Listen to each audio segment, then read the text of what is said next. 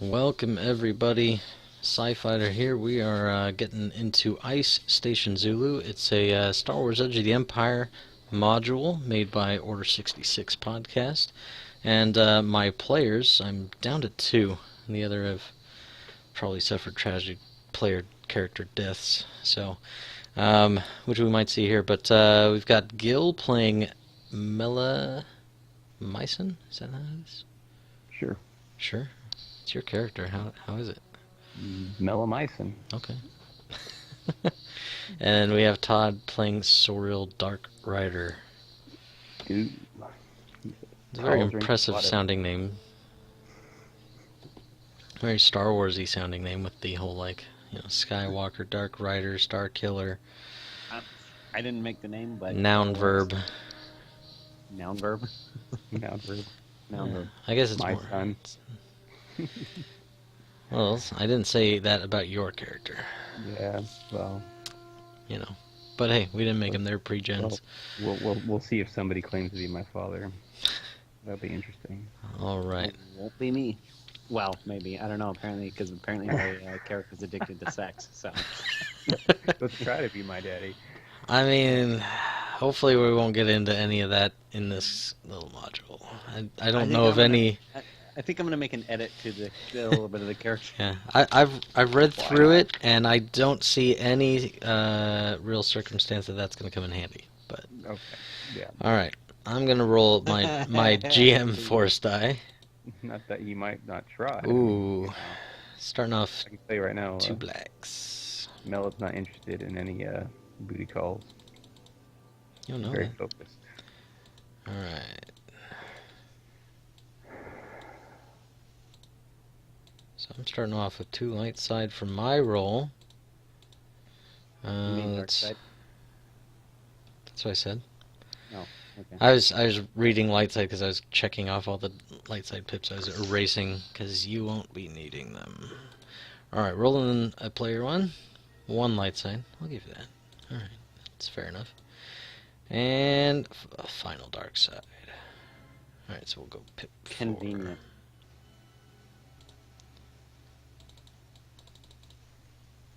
So we're going to get 3 dark side, 1 light side. It does not bode well. All right. I have a bad feeling about this. As you should. All right, so this comes with an opening crawl because this came before the whole a Star Wars story, like, let's just hit it. But anyways, a long time ago in a galaxy far, far away, Star Wars Ice Station Zulu. 10 years after the end of the Clone Wars, much of the galaxy is in the grip of the vast and powerful Empire. Working to consolidate its power, the Empire has engaged, English is hard, in many secret research projects in the far-flung reaches of the galaxy. Many of these endeavors are opportunities for the criminal underworld of the Outer Rim who are eager to gain the wealth and power that these medical and military breakthroughs provide. And the criminal underworld has no shortage of people to gain these secrets for them. And that's where we find your characters. So, you guys are part of a team, part of a crew. We won't see any of the other members of the crew in this adventure, unfortunately. However, we find you guys. Where is my first page? The one that you would think I would have ready to go. It's probably with the other crawl thing. Alright. We're going to scroll farther down this PDF I didn't want to have to deal with. Alright, so you guys are starting off with the screen wipe as leaving a cantina meeting with Captain Delagray. And you feel lucky to be alive. The bad beat at the sabacc tables was one thing, but to lose another 10,000 credits on that pod race was just foolish. You've avoided a bounty on your heads, for now, but must proceed to the remote planet of Hoth and steal some kind of new, advanced stim pack that will help the Triumvirate deal a blow to the Imperial forces trying to gain a stronghold in the area.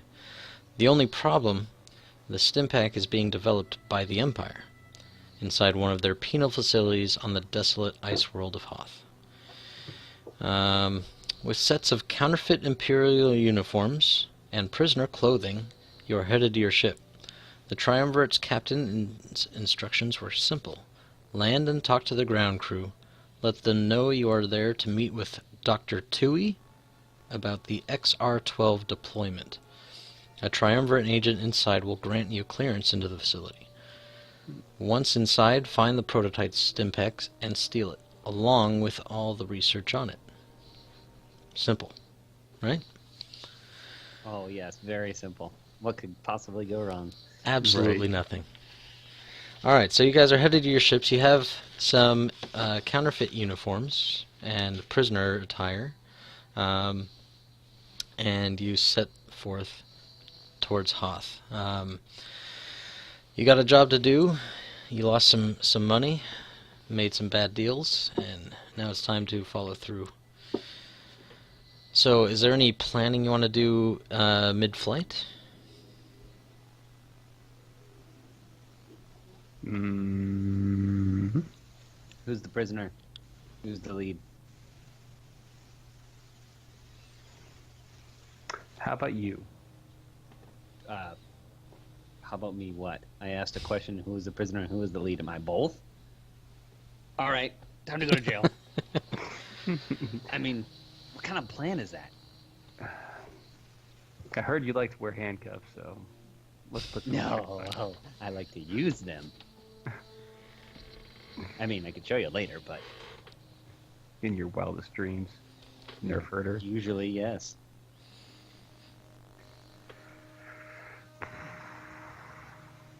Well, how about we throw a chance cube? All right, Red, you're the captive. Blue, I'm the Imperial officer. No. Red, you're the captive. Blue, I'm the captive. Since I don't remember what color is more prevalent on the chance cube, I'll say sure. Well, the way I figure is we can roll a force die, and light side is one color, dark side is another color. Sure.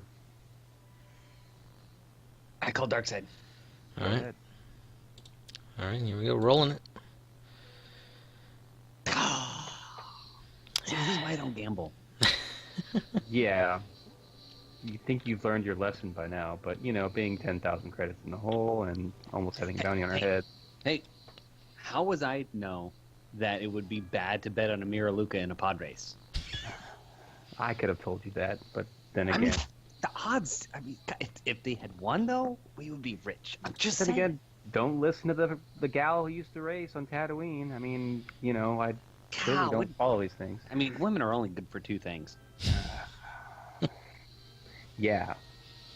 Plugging you full of holes with my blaster pistol and making a good eulogy. But, Me plugging your holes, right? All right. Let's do this. All right.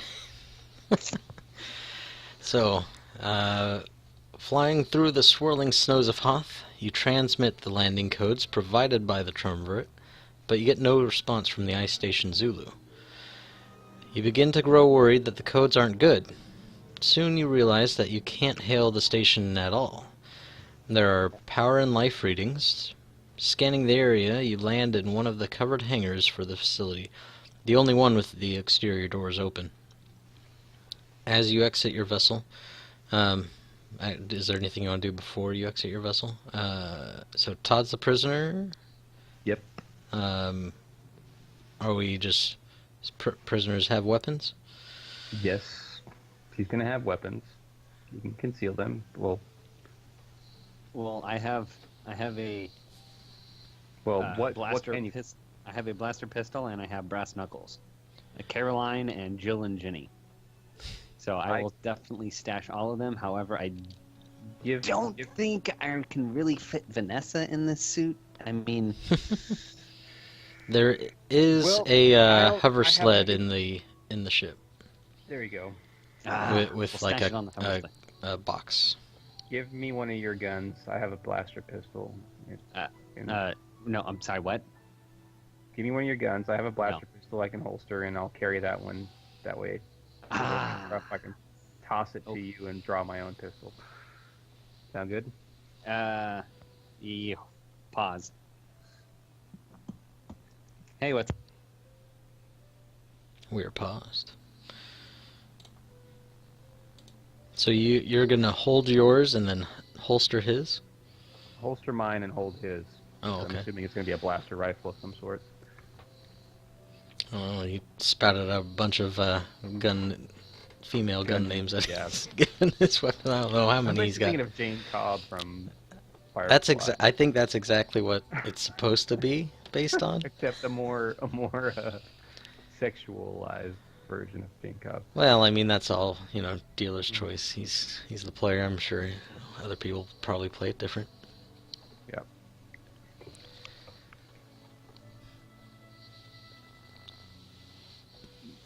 Yeah, that's buddy. But yeah, the character is definitely based off of what's his nuts from Firefly. Mm-hmm. Jane Cobb. We were just talking about that. I caught the tail end of that as I was on the phone. Ow.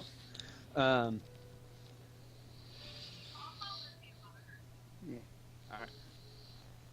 All right. So, yeah. So the plan is, and I will give you. I guess I'll give you the blaster rifle since I'll stash the other two on my persons.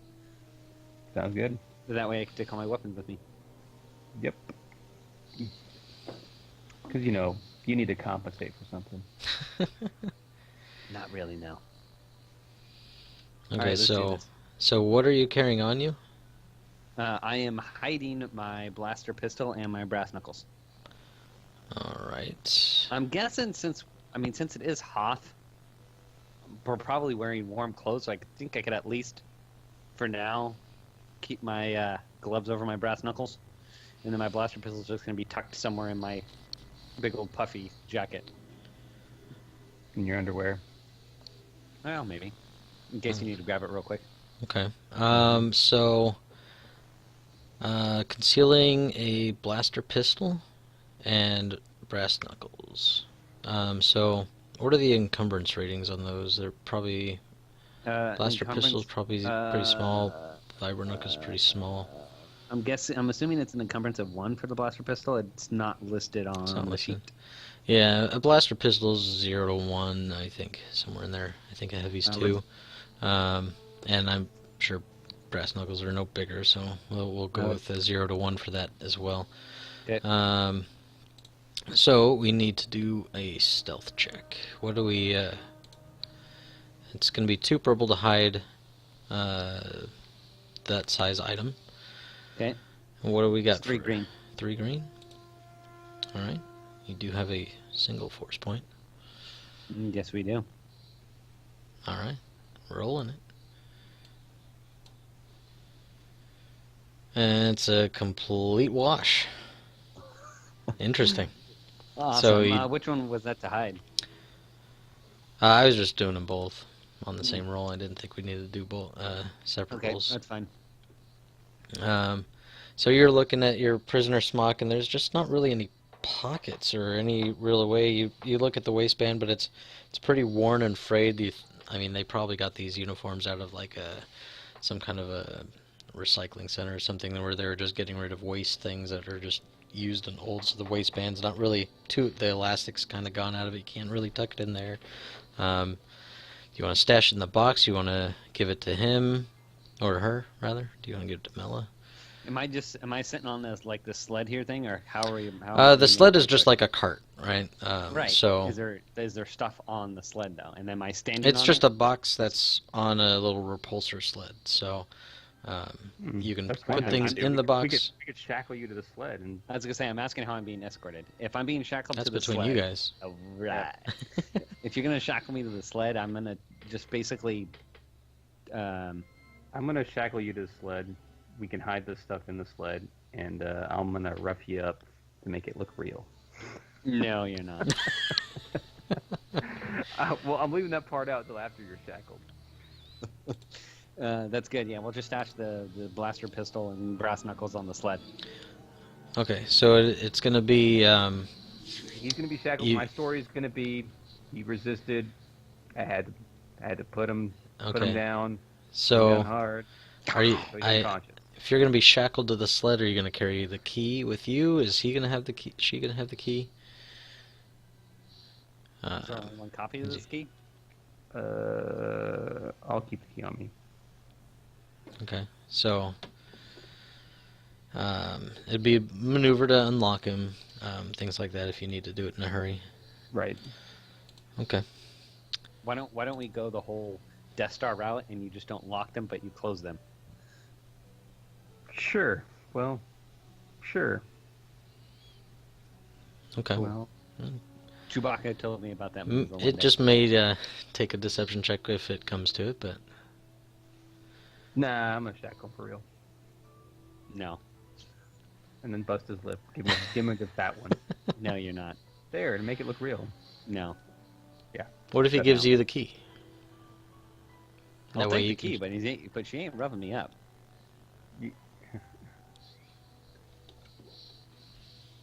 You're not gonna mess this pretty face up. We gotta make it look real. Then I'll do it. And I just turn around and I smash my face into the side of the ship. Well, sounds like you're used to beating yourself. You wish. All I right. don't know what that means. All right, let's go. All right. So you're going actually shackled. You have the key. Yep. Apparently, I smashed my face in the Yep. side of the And ship. So. I won't give you. I mean, how much are you going? You want a strain or Take a wound? strain. Yeah, just take a strain.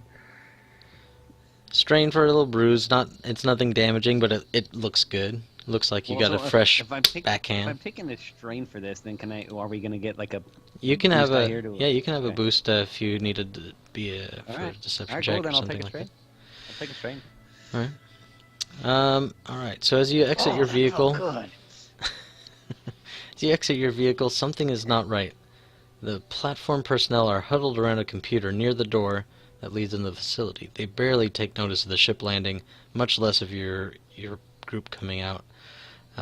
You notice one little more well put together individual in kind of the officer attire,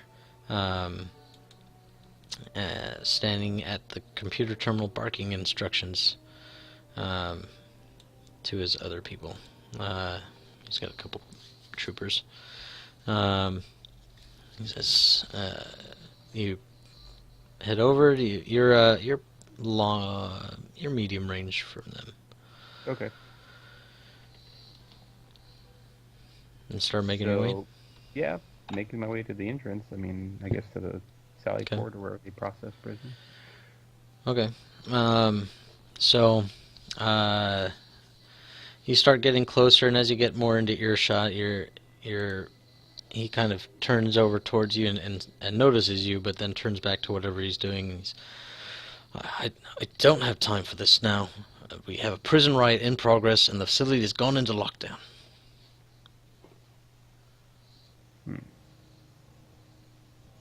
But sir, I'm here to see Dr. Tui about the XR-12 deployment. Who? I don't know what you're talking about. We're trying to get in the door.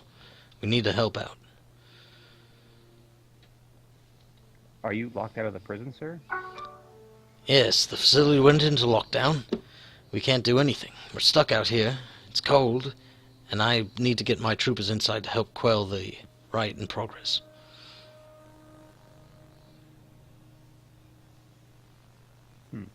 How many troopers are there?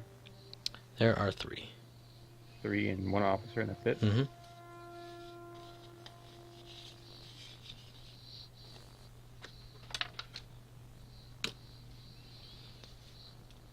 All right, sir. I'm going to move this prisoner off to the side and see if I can assist you.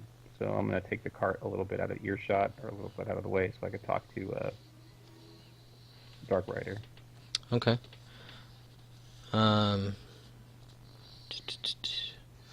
So as you get closer to the door, you pass by some crates off to the right, and closer to the door, there's some crates off to the left. You kind of push him over, kind of behind the group, I guess. They're not really paying attention to where he's at. He looks like he's apparently shackled to a cart, so don't seem too worried about him. You're armed, and they're just messing with this computer. So you want to go and help them with the computer check? No, I'm gonna talk to Sorrel real quick. Like, what should I do? Well, okay. Here's what I think we should do. They're not paying attention to us. Get me out of this. Give me my blaster rifle. Go over and see if you can help them get in. And we'll go from there.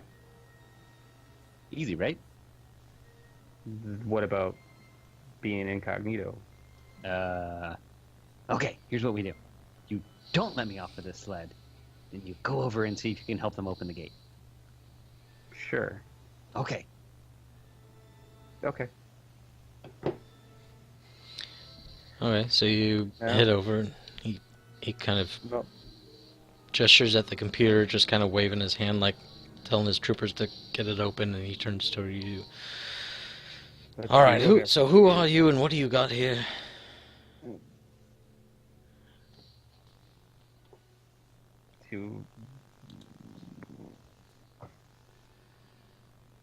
I'm Lieutenant Stella Artois, and this is a prisoner that I got from...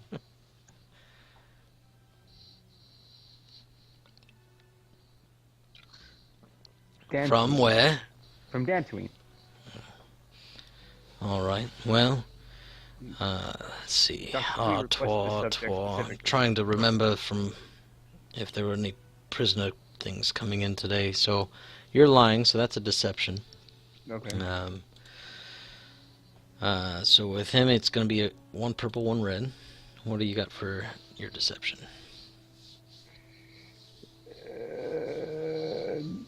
Is it deceit? That sounds accurate. Yes. 2 green. 2 green. Wrong, I mean, he obviously is shackled up, looks like a prisoner. So yeah. for being shackled to the cart, I'll give you a blue. And then for his roughed up, I'll give you another blue. So I think it's a pretty kind of gutsy plan you guys got going on. Yep. Artois. I'm trying to remember if that rings any bells. Oh my god. You got 2 advantage. What do you want to spend those on? Well, I think here. May I make a suggestion in the light of having a despair here? And may I make a suggestion that your 2 advantage was you remember to lean the rifle up right next to me? Sure, that sounds good. Yeah, why not? So he turns back to his stormtroopers. Artois, do you guys remember? And he kind of leans in closer to them for a second, and then they all turn around and spin their blasters up. Okie dokie. Artichoke. What's the silhouette of a human-sized target? Is it silhouette 1? Yes. Yeah. Okay. There's no Artois coming in today.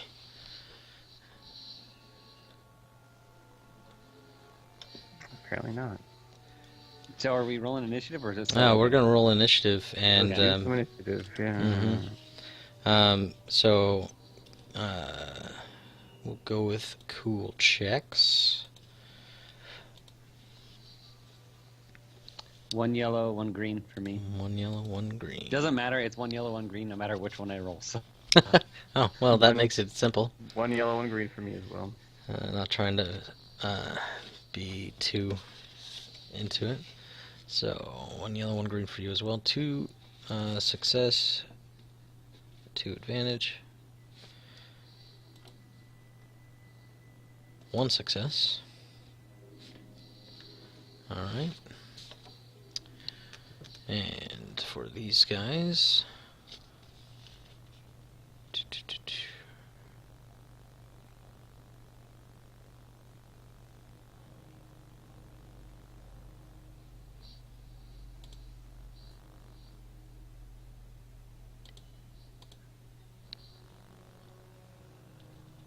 okay, the troopers.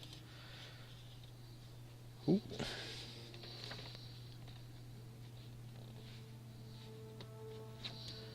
And the captain. Sorry about that. Wife call. Oh, all good. success 2. Okay. So we're alternating for this one. NPC, PC, NPC, PC. Alright. The captain looks at you guys and he's just like, don't know what you're doing here, but I don't have time for this. And he kind of ducks behind the crates that are over by the computer terminal and lets loose a shot.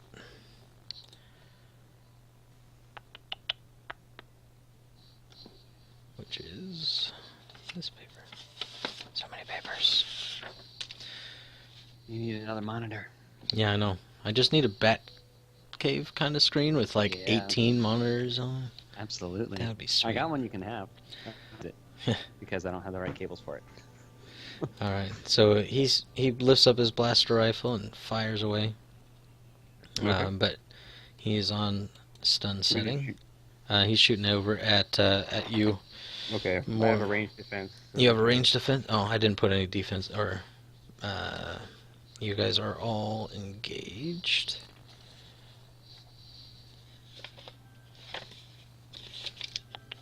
Shooting at Which me in is- engagement. Yeah, and I Increases didn't. the difficulty by 1. It does. I didn't put any difficulty in there, so I need to add that in there.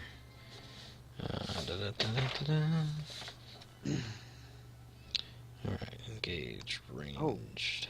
They're all engaged in that. I think it increases the difficulty and upgrades if there's other targets. I mean, if he cares about his soldiers, maybe.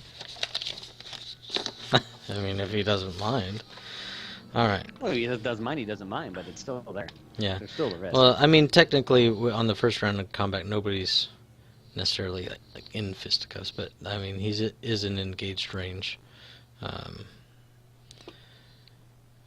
Put that black die for my ranged defense. And the setback, but no like armor defenses or anything. Well, that's the ranged defense is from Okay. the armor. What am I thinking of? Which one upgrades it? Dodge. It's Uh, the dodge talent or something, right? The dodge adds setbacks. It's like the adversary talent or whatever that increases. Oh, that's No, one there's an actual like skill or whatever, but I don't have it, so don't yeah. worry about it. Okay. Oh, okay. Well, there you go. All right. So I'm just gonna roll the whole thing over again. Do it. And so he gets behind cover, but when he gets back there, he doesn't really post up on one of the crates to kind of help steady himself, and he just kind of lets off some shots, but misses, and he will take a strain. But as a rival, it is a wound. By the way, it's sidestep. As a maneuver, you take a spin a maneuver, suffer 1 strain, upgrading the difficulty of all ranged attacks. Huh. Yep. Because I have it. Oh, no. Very Sorry. nice. Okay, so is PC next? There's a PC slot next. May I go? You may. You are cuffed to a No. cart. Remember, we I- didn't I- lock me in. I, I thought he gave you the key. No, because we were gonna have to do a deception check, but we decided to go the Dust Star route, didn't we? I thought No, the I final cuffed- decision I was cuffed you. fully I cuffed. cuffed You you. get the You have key, You have the key. You're cuffed. I didn't wanna and be everything's in the box. cuffed. That wasn't my choice. No, the blast rifle's leaning up against me. Well, you don't get a choice. All right, I guess I'm spinning a maneuver to You're unlock not going. myself. I'm going. Okay, fine, go. I'm the one who's in imminent danger, not you. Yeah, don't let the guy with the big gun go. That's kind of. No, yeah. You're going to take too long to get... Okay, so there's 3 troopers and an officer. I'm still within engage range? Yeah. Okay. I'm going to...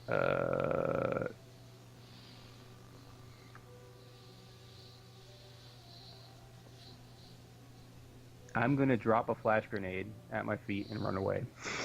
Get out of range. Okay. What is the flash grenade? It's 1 yellow, 2 green. 1 yellow, 2 green.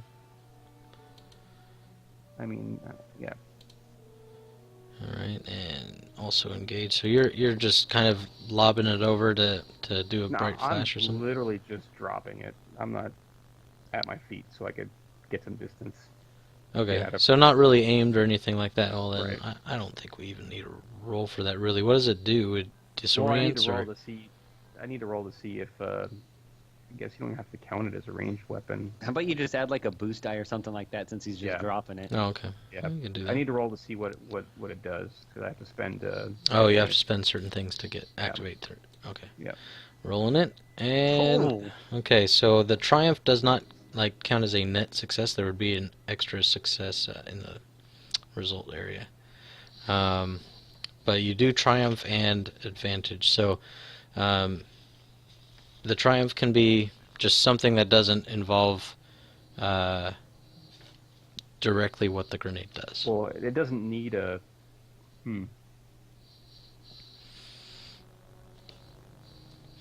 So something would just happen for its, but not necessarily its intended purpose. How many triumphs is the advantage? How many advantages does triumph count as? Can I use it?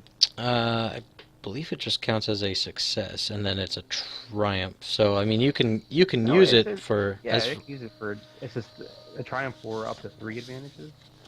I'm not sure what the hard cap on advantages it is, So, but I mean, if you see anything on, like the little basically on the description of the grenade, I need on a hit, target is disoriented. This is a black for all his checks for 1 round. Spend 2 advantages on a hit to disorient anyone engaged in target. Okay, so on a miss, or 3 advantages on a miss to disorient targets and all engaged parties for 1 round. So that's what I'm going for. 3 advantage. Can I spend the triumph on the advantage for that? Because it doesn't have to hit to do that. So I'm getting out of engage range. I'm moving. Okay. So that everyone who's with engage range of the grenade gets disoriented for 1 round. So blacks on all checks. All right, adding a black to all checks for 1 round. Yep. Okay. And All right, you can spend it on that. I'm getting to. What would that be? Medium range? From engaged, 1 move is short, Yeah. and then if you want to take 2 strain, then you could get to medium. I'm gonna do that. I'm gonna take 2 strain. Okay. All right, we're to the troopers. So they take the kind of their helmets don't really filter out the bright light of the flash grenade, and but they're kind of awkwardly trying to aim, but they can't really look too hard. So range light is going to be 1 green, 2 yellow. what kind of weapons do they have? They have blaster pistols. Everybody has blaster pistol. The guard captain has a rifle. Oh, okay. Mhm.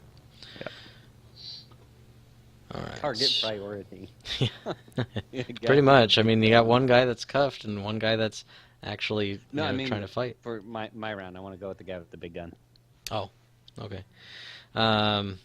So the boost goes away, but we do add a black for being disoriented. And another black for my range defense. And black for the range defense. There You probably have There to you keep go. reminding me of that every time. All right, so they're kind of blinded, but I mean, one guy seems secured to a cart, so they're not really too worried about him right now. So they're gonna fire at Mela. Stella Artois. Okay. They found you out on that one. So they do hit. They do take a threat though. So They must prefer stouts. maybe. All right, so they'll take a damage from their threat, but their attack is 6 plus 1, so 7. What's your Soka? 3. 3, so 4 Ouch. coming in. Getting hit sucks. Like there's just not unless you have huge beastly armor. But it's going towards your strain because everybody's set on stun right now because they're guards. They're not really trying to kill per se. They were trying to go in for prison riot. Isn't stun like engage range or something? No, it's just a setting. You have to flick Short it. range. Oh, it's short range only. Typically for stun. It doesn't have that on here. Okay, well then they weren't in short range, so I guess they're gonna spend 2 strain, To get closer. which is gonna be damage for them. not great. But yeah, so that's part of their threat. They just kind of they start coming in to try to shoot at you, and they're looking at their guns, trying to make sure they're on the right setting and everything. So yeah, that'll go to wounds, since they had to flick over to normal damage, energy damage, I guess. All right, PC. So I take strain or wounds? They flipped over to the energy setting, so it's going to be wounds. Okay, so four damage total then. You did 7. Yeah, because otherwise they wouldn't have been able to shoot that. Yep. Roger. Alright, so I guess I'm going to have to spend a maneuver to get me out of the cuffs, since my partner cuffed me up against my judgment for this exact scenario, but we'll do that. And since my rifle is just laying out there in the open next to me, and he did spend 2 advantage to leave it there, do I have to spend a maneuver to pick it up? I mean, it would be a maneuver to pick it up. You could... Alright, I'll take 2 strain, pick it up. I could let you like fire it while you're still cuffed with a setback. I don't know how I could... If I'm cuffed, I don't know how I could actually... I assumed it was one hand of the cart. Oh, well, I'm going for my blaster rifle. Mm-hmm. so yeah, it's a two-handed thing. Still fire it with one hand. Just rest it on the cart. No, I'm gonna get myself uncuffed. I'm not gonna leave myself cuffed to the frickin' cart here for this. Okay. I would agree. But so, well, just take the 2 strain to pick it up. I just was gonna aim a bunch, but I'm not gonna do that. And then I'll just take a shot at the captain, which is 3 yellow and a blue. Whew. Mm-hmm. I am a mercenary soldier, after all.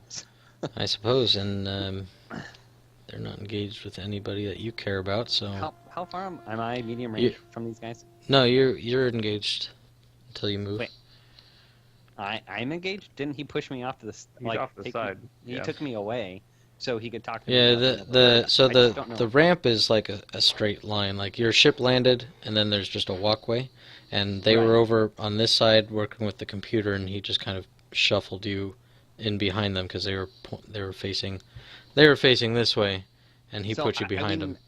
I would at least then argue, if he's going to try to take me away so they can't overhear, that he would at least put me at short range, because engage is literally like arm's reach. Yeah, and then he would have gotten blinded by the flash grenade, which I wouldn't have done if he was within range of the flash grenade. We can go to short. Okay. Makes sense. We just need to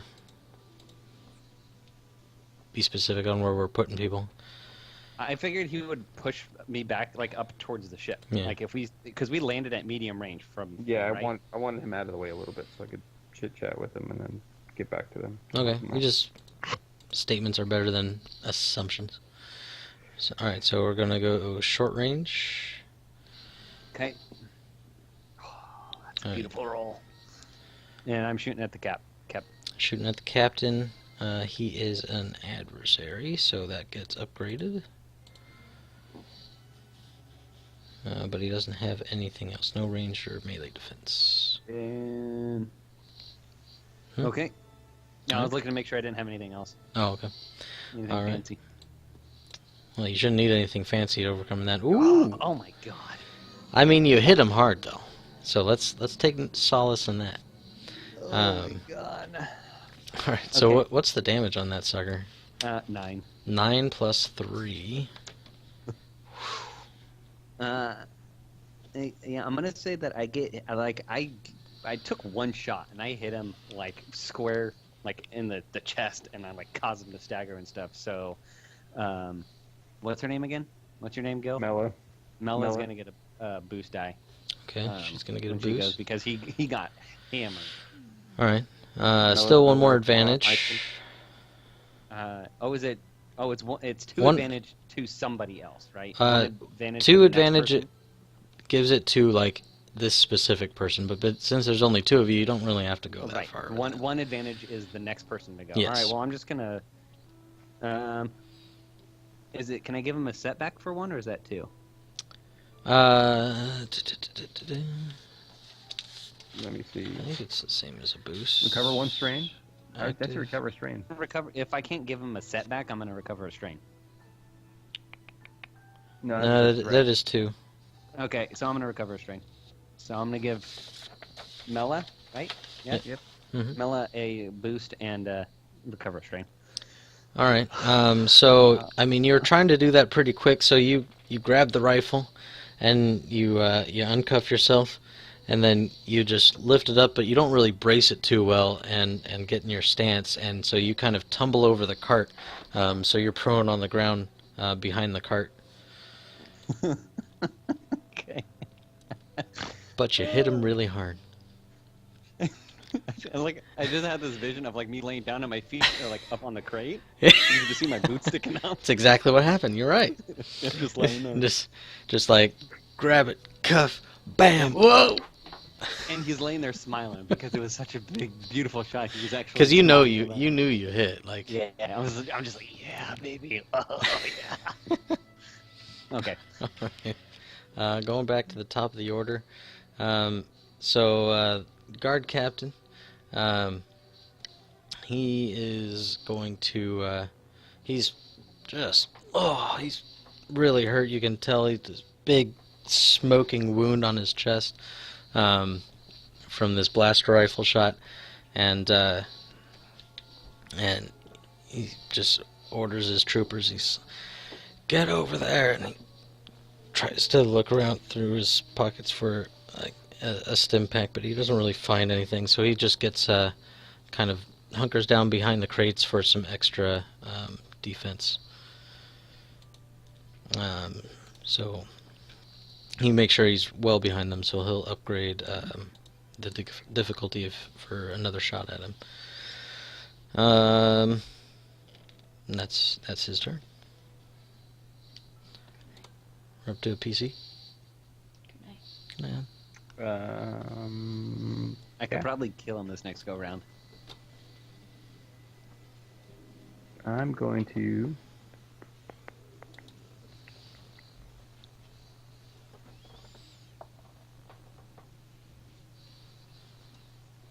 I'm gonna try to hunker down from behind some crates, improve my position, and shoot my blaster pistol at some troopers. Alright, so Mela's going to shoot the troopers? Yep. 1 yellow, 2 green. 1 yellow, 2 green. And you went back to medium range, right? Yeah. Alright, they are not behind the crates, especially since he was just kind of yelling at them. Alright, so just to the 2 purple. Give me a boost too. Oh yeah, the boost from Todd. Oh, wowzer. Alright, what's the damage we're looking at here? It is a heavy blaster pistol, so it does 7. 7, alright, and what's your advantage? I'm gonna recover some strain because I need it. Alright, so you start just peppering a bunch of shots. You just bah, bah, bah, bah, bah, bah, and 2 of the troopers go down. Just Wilhelm scream. Oh, I can't do it. Ah, ah.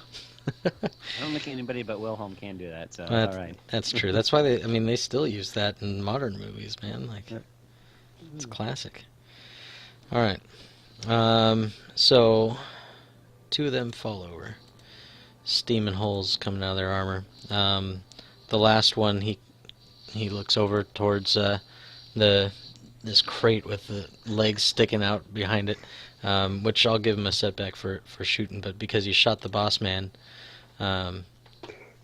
he's not really worried about. You got a setback for. Oh no, I was left. I have range defense as well for my armor. Range defense, and you are short range. Alright, and he's just like, everybody's going down. You shot the boss, but you're kind of tumbled backwards, and so he kind of runs forward with his blaster pistol, extends, and bah, bah, bah, but it all hits the hover It sled. goes right between his legs, in between his boots. Just His boots are sticking out. It It hits My boots are right. kind of kicking around, and it's just like going in between the blaster bolts. That's exactly what happens. Has one really good shot and hits like right below his crotch. Whoa, hey, that's not cool, man. Alright. Alright, PC. That'd be All right, well, Sorrel. I guess it's my turn, and I'm just laughing, and I jump up, and I guess as the officer is cowering down behind the thing, I guess I'll take a strain to aim at him, since I had to get a maneuver. Actually, do I have to spend a maneuver if I want to stay prone? Can I just kind of roll over and stay behind the crates and get a better firing position? You could. Okay, I'm gonna do that. So I'm not gonna. Because being prone, shooting a weapon does give you benefits. Does it give you benefits, or does it just improve your defense? It improves your defense. Okay, but I thought it studies your range. Range defense. Range defense. well, I know it gives you defense. I don't know if it improves it or not. I'll let you decide that, GM man. I mean, But I am gonna take it is a 2 classic strain, shooting position. Hang on. 2 strain. There's and no I'm mark. gonna aim. I'm gonna aim twice. Gonna aim twice. These things don't have recoil anyway. Prone characters. Character gains a blue when attacking a prone target. Okay. Prone character suffers black when making melee from prone.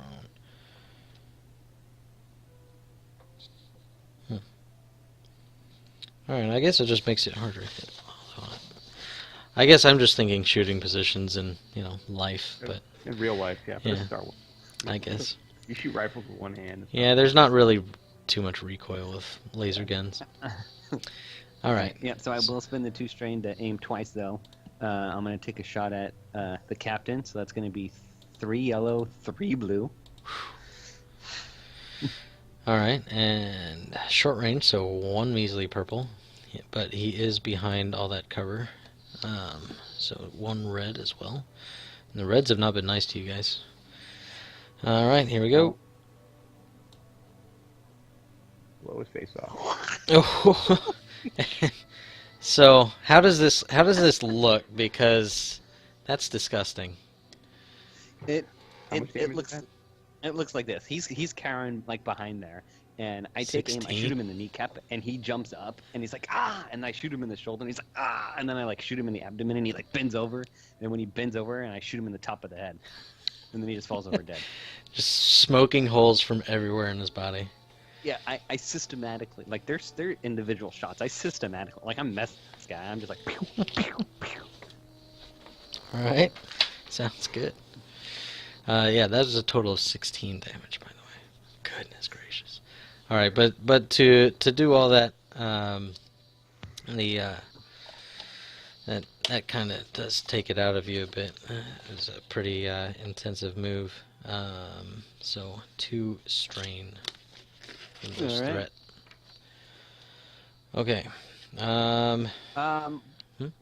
Quick question for you though, before we technically end my turn, because I have second wind, which is once per encounter as an incidental, you can recover 1 strain. Incidental, sure. But I have 2 ranks, so does that mean I can do it twice, or I can recover 2 strain?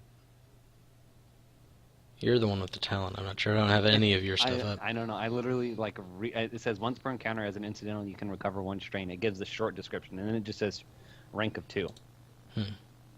So No. I thought 2 strain. 2 strain. Once per encounter, 2 strain. I could see it going either way from my knowledge of like how things usually work when you take I ranks know. into something. So I would say, without wanting to have to look it up tonight, I will take whichever one you want to do, and we'll just play it that way. Okay, we'll do 2 strain at once. 2 strain at once. Okay. Okay. Cool.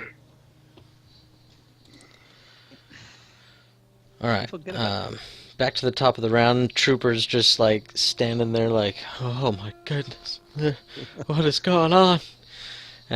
He knows he's outclassed here, but I mean, there's not much left to do other than just try to. He moseys over behind the crates and tries to get his own footing, and so he'll take aim over at Todd, over at Sorrel, Dark Rider, big boss man with the big gun. Yeah, range defense. Range And I'm defense prone. and prone. All right. He's boom, boom, boom, but he can't hit you. You're such a small target in that laying down. But his advantage is that he's gonna kind of just hunker back behind the crates for cover. Upgrading the check. All right, PC. We're at the top of the order, so it could be anybody. I'm just gonna shoot him. All right. 1 yellow, 2 green. The classic. I'm just gonna shoot him. Yep. I'll aim too, so give me a boost. Why not? Might as well. Mm-hmm. If you got nothing to do with your maneuver, it never hurts to aim. It's always better. All right, so one of those gets upgraded for the cover. All right. And you nail him. It's how many damage? I'm pretty sure you got him. 7. Oh yeah. So you 1, so 8 total. Yeah. So you actually, before you were just kind of like shooting shots and they were well, but this with one guy left, you just aim right down the sights, get your sight picture aligned nicely. You have any strain you want to recover with the 2 advantage? Because this guy's dropping. Yeah, I'll recover one strain. Okay. Why not? Might as well. End the encounter. Might as well burn those on strain. Yeah. All right. Also, at the end of encounters 2, I believe it's is a cool check to recover strain. There's a check you can make to try to recover. Yeah, if you have like a minute to sit down and catch your breath, basically you can. I think it's either that it's cool and I want to say discipline. Cool and discipline. Or I should say. Okay. I think it's cool and something. I think it's discipline. Yeah. So the one that would make the most sense. Of which I will gladly do when I'll use my 2 discipline, which is 2 green or 2 yellow, excuse me. 2 green? 2 yellow. 2 Sorry. yellow? Oh. That's a nice discipline. Yes, it is. Alright. I think each success is 1, is that right? So 1. 1 is a triumph, come on. Well, how many strain you got total right now? 4. 4? I'm not giving you all 4. I'll give you 3. It's a triumph, man. Come on. Well, alright. Can you explain to me how you're triumphantly just like getting a deep breath? I sure can. Can you see how I just wasted those guys? I mean, did you see how I took that guy out, man? I was just like... It's part of his character. He's, Yeah. I didn't get a scratch on me. It was glorious. He gets satisfaction. You did do really well. Yeah. I'll give it to you for that description. Okay. And just because it also is an accurate representation of what just happened. You're just so calmed by the fact that, man, like, there's... He's pumped by it. He's not like exhausted. He's like exhilarated. He's like, Yeah. More like he surveys his handiwork, clutches his sultry blaster rifle, and cleans his pants a little bit. give a little kiss. Yeah. To Sorrel, I'm sure like it went perfectly in his own mind. Even like despite tumbling over the little Did you see sled. the awesome maneuver after I shot the officer the first time? How I jumped He's back like, and slipped behind those boxes for cover, man. In his mind, it was a dodge roll. Yeah, like it was totally on purpose. Yep. He was trying to do like a little Neo version of jumping back and firing in midair. All right. Do you have any strain left, or are you good? I'm good. Okay. Back wounds that I need to take care of, but that can come later. All right. So there's bodies all over, smoking holes, and a gigantic locked door. Well, that didn't go according to plan. Well, now what? Are we go knock and see who's home? It's locked. Knock loudly.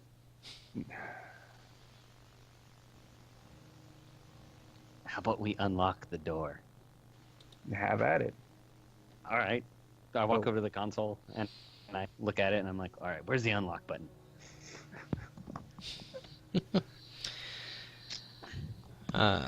So you go over to the terminal and you're gonna try to slice this thing. Absolutely. And by I your look laugh, over- I'm sure you have extensive computers. Too green. I walk over, I look at it, and it's like the the lock screen on your phone, and I just like swipe. All I right. have What do you got? three. I have 3 green. I could attempt it, but I'll let him do it first. See where this goes. All right. Are you gonna aid him at all, or are you just Nope. gonna I'm just let watch. him go? All right. I'm just gonna watch. All right. He's So so full of himself. I'm just gonna watch. I just start poking at it. yeah. So it's a daunting check. It's locked down with all these security protocols, and I mean it was intentionally locked down. Like this is meant to be secure, but you never know. But you you're sitting there trying to swipe like it's a phone for some reason, and it's just not working. It's a touchscreen, and I still have my gloves on, and I can't like. I don't know what's wrong with it. It's not responding to anything. Who made There's this a thing? screen. There's a screen, but it's not a touch screen, and he keeps I'm trying to trying to interface say it It's like made. a touch screen. It's probably made by SpaceSoft. Loaded? All right. Nanosoft. I walk over to the console. Is there like an intercom or some sort of comm device? I mean, there may be, but you got to get into the system first. Okay. But with the threats, I mean, you door felt detector? great about yourself and you felt really confident, but now you're sitting over here with this thing that you don't know what to do with, and so it's kind of hitting your ego a bit. So 2 of those are going to go to strain, and then 2 of those are going to go to a additional setback on another check, because you've kind of moved windows around and kind of messed it up for the next person to kind of do anything with it. I've rotated the screen. Alright, so Mela goes over and takes a look. Is there anything else besides this console and the door in this area? Is it the only entrance? It's the only one you can see that's readily apparent. Yeah. Okay. I'm gonna take a look for an alternate something. Vent, Okay. utility door or something. So you kind of look around there. There's like a part where there's actually a section of a handrail you can see, which is like really out of place. And so on the side of the catwalk area, and then but it like stops like 3 or 4 feet before it gets to the wall of the facility. So it looks like there might have been like a stairwell down, but everything's covered in snow and ice. While he's doing this, I walk over to the troopers and stuff. I'm picking up their handguns. I'm looking at them like, garbage. Grab the next one. Garbage. It's all Imperial But- crap. Yeah. So I'm just. So Just kinda milling around. how much ice is covering this thing? No, I mean it's just all frozen over, so I mean it doesn't necessarily look like a place to go. It's just that the handrail stops like as if there was Okay.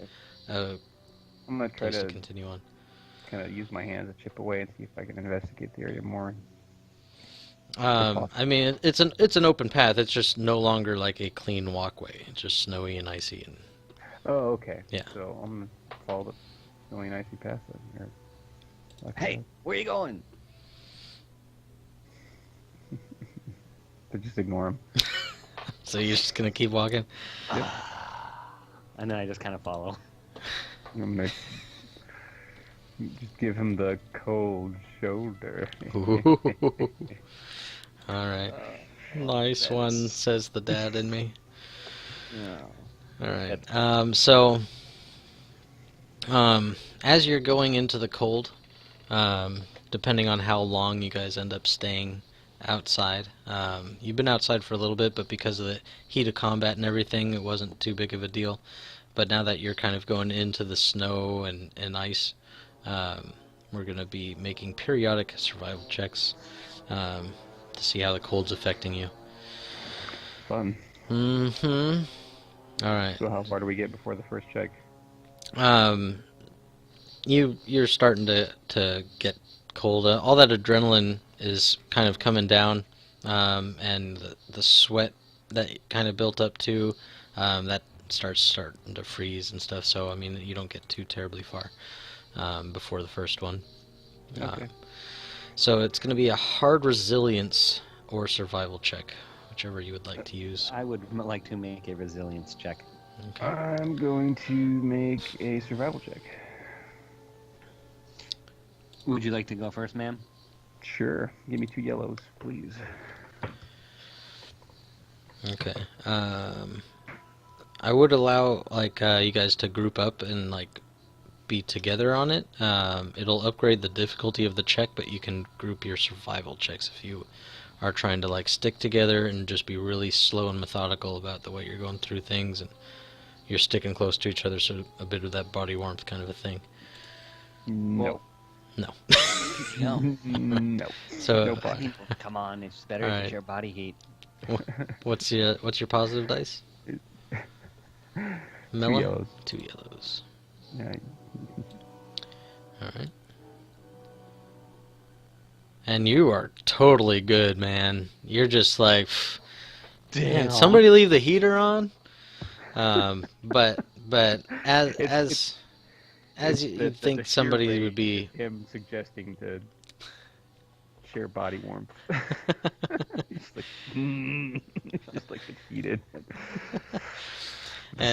So you're cruising through and but you do slip on the ice a little bit and kind of look klutzy. You look real calm and confident, and then you're just like, whoa, You whoa, look like an whoa, idiot. whoa. All right. Makes sense. Todd, what is your 2 yellow and a green. 2 yellow and a green? This is a resilience. Yep. Just trying to grit your teeth and bear it. While she's taking the all right, if I stay closer to the ice walls, the wind only comes through this side, and you're just like, I can get through this. Yep. But obviously I can't. Charging right out into the wind on both sides and everything. All right, so taking 2 strain, and that can't be recovered, and those 2 in particular can't be recovered until you get inside. Okay. Give me 1 second, be right back. Mm-hmm. So I was at 2 strain. So basically I can only recover 2 strain at this point. Oh, because you're at 4 total? Yeah. Oh, okay. Basically any of this strain that I get. Okay. Alright. I sent you a couple texts, Jeff. Yeah, I saw. Okay. Okay. All right. But with Mela just trying to stay near the wall and everything like that, she kind of is able to turn with it and follow it along the path until you guys are out there for a while, and then you end up seeing a cave off in the distance. Ice stalactites and stalagmites kind of go in both directions. Ice, baby. Ding bada bada ding. The song you're always excited to hear until you realize it's not under pressure. Stop. Anyways. I really didn't feel like going any farther. There you go. All right. But there's an extra ding in it. All right. Alright. Well, To the good cave. enough. Okay, so you traveling even a few minutes outdoors on Hoth, it's been very taxing on your bodies, and as you reach the cave opening, you're kind of relieved to find at least shelter from the wind and cold, but it's still too freezing to start recovering any of the strain you might have gotten. But the cavern appears natural. It doesn't look like it's built into the facility. It's but it leads towards the direction of the facility as you started kind of veering off toward it. Yeah, but it does look like it's been excavated a bit. You see some sparse glow rods sticking here and there. They've kind of died out over time. So they're pretty dim. They don't really offer any light, but you can see that they're there. just giving you the idea that people have been through there and used these caves, at least as far as the entrance goes. So is the visibility good or is it terrible? And I mean, the cave just looks kind of ominous with just ice everywhere and everything, but just some glow rods make it look like somebody's found it before at least, and some of the ice has been chipped away at the mouth of the cave. And as you, No, go ahead. oh, so as you kind of come to the entrance, you can see it veer off into three different tunnels. One's left, one's in the middle, and one's to the right. And each seems to open maybe to more expansive areas beyond, but you can't really see which path might be the right one. There is some kind of metal sign that looks chewed and tattered right between the right-hand cave and the center cave. But as you move closer to it, you can hear the faint noise echoing somewhere in the chambers. You can't really tell what it is. But did you say chewed? I said chewed and tattered. I'm going to break out my own glow rod and snap that. Okay. Hey, was that a glow rod in your pocket, or you just happy to see me? I don't think she's even happy to see you. Oh, glow rod, you're my only friend. You say that a lot, don't you? You need a man. Yeah, where can I find one? Ooh. Do Do you know of any? You know, which way do we go? Do we know which way the sound is coming out of? The sound was just coming off into the caves. You're still at the mouth of the cave, and you've got these three choices. Right. That's what I mean. We can't tell which of the three choices the sound might be coming down. I mean, not that I would just readily tell you. Stimpaks recover, what, 5 wounds? Starts off at 5, and each one progressively gets less and less. Then but you also can you can attempt medicine checks. No. Do we have a medical kit with us? I do not. I mean, it's basic first aid kind of stuff, like if you were bleeding, like somebody could put pressure on it, kind of stuff like that. That's what a medicine check would be. It's not necessarily... I'm going to pack it in ice. There you go. How many use do you get out of each? So Stimpaks will be 5, and then 4, and then 3, and then 2, and then 1, until you run out. So the first one will be 5, and then until you rest for 24 hours, which we won't get to in this module, it will just reduce until you stop using. I'm going to use 1. I'm down 4 wounds. That's plenty. Okay.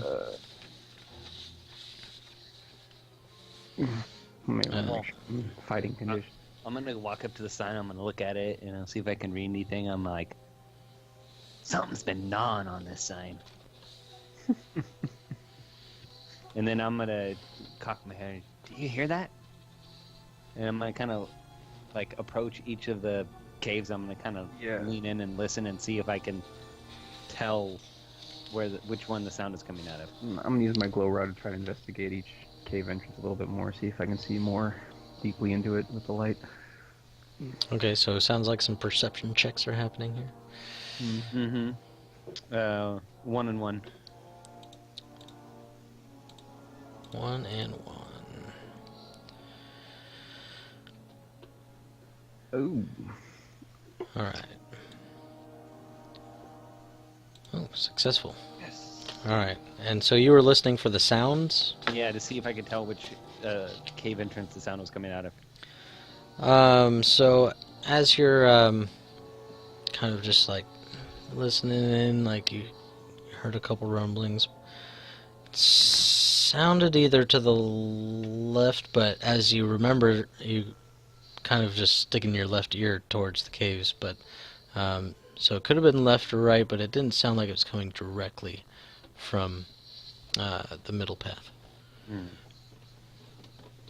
So my light shining, I have a 1 and a 1 and a 1.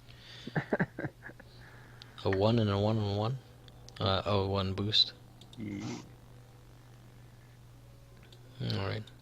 So And, you're before. Huh? Okay, never mind. I was just gonna say before it rolls, I was gonna point out that it sounds like the sounds are coming from either of those two to see if I could maybe give him a boost die. But maybe not. I could add a boost in here. Well, I take everything away and give it a boost. So we got a Well, failure. it's not. It's unless he gets to success, it's not gonna. Yeah, much good. boosts only have one, I believe. Yeah. So it would be a wash anyway, which is a failure. Yep. So you kind of look into the darkness, and you can't really see anything in either pathway. But the advantage is you can as you get closer to the sign, you kind of shine some light on them.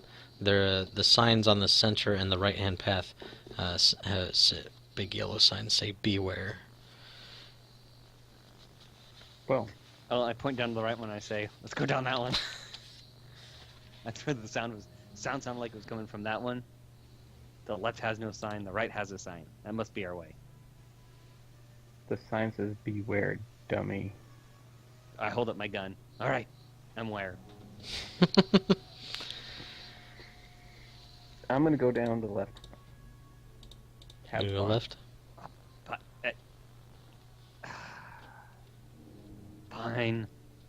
But if I can't shoot anything, I'm gonna blame you. Mm, If Alright. you come out of this alive, you can thank me. Excuse me? Who did all the killing? Who did all the cool maneuvers? Yeah, that's what I thought. And then I'm gonna start walking down the left one. Okay. So you start going down the left-hand path, and as you go, there's some more noises. Either do another set of perception checks or a group perception check. Do a group perception check. I suppose. I got 1 and 1. I have yellow, green, and a boost. Yellow, green, and a boost. So I'm guessing there'd just be 2 boosts then. Yeah, because you'll just be pitching in.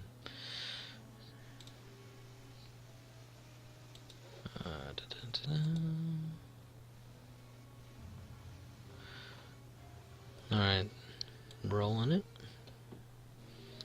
I'm actually gonna, you know what, I'm gonna give you guys, I'm gonna be very nice and give you guys another light side point. Oh, thanks. No problem. You can just take this dark side point off of there. And upgrade that green. Or, no, upgrading the purple. Yeah, Ugh! no. No. I'm okay. I'm okay with that. So that's you. Too many buttons to click. Mm. Oh my god. So you're hearing some more kind of roars and things, and you think it's coming from farther down the path, and so as you start getting ready for something to happen that direction, you're taken completely by surprise when a snarl comes from behind and a Wampa's at your back, and he's gonna get I told you we should have gone down the right tunnel. and he's got a Ambushed us, obviously. and he's gonna have a surprise round Uh, for failing to notice. And then we'll roll initiative after his attack. So he lunges, and I don't know who to pick, so I actually happen to have I'm in 2 front. little pictures. You're in front. I'm leading the way. So. You guys are side by That's- side. I mean, that's true. She is leading the way. Oh well, she does have the glow rod. But I got 2 of your little character pictures right here, so I'm just gonna randomly choose one for who he swings at. Soril, you are in the back, I guess. There you go. All right. That's all right. So- I prefer being in the back. All of a sudden, it's behind you. You don't even know what's going on. There's just white fur and claws and teeth. Oh my god! And he's engaged on engage. Melee versus melee, I really. have melee defense. Yep, melee defense. Mm-hmm. Okay. Holy sh! Yeah.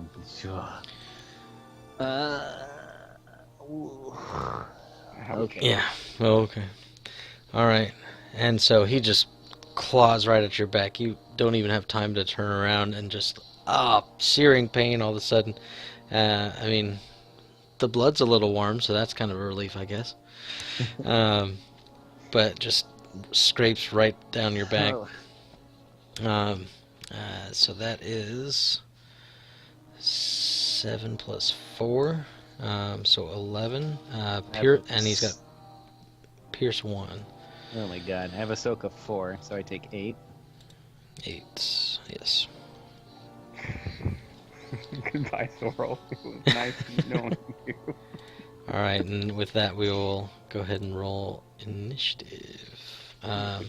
So you guys were taken by surprise, so it's going to be vigilance, which for Todd it doesn't matter. Nope. Which 1 and 1. 1 and 1. I think you're both 1 and 1. A blue for me. 3 green and a blue. Alright, so we've got 1 success, 1 advantage. And 3 green and a blue, you said. 3 green and a blue. Damn. Woohoo!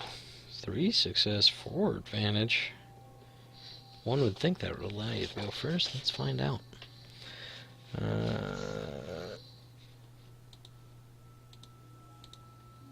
2 yellow. 1 success, 3 advantage. Alright, so another alternating scheme here. PC, NPC, PC.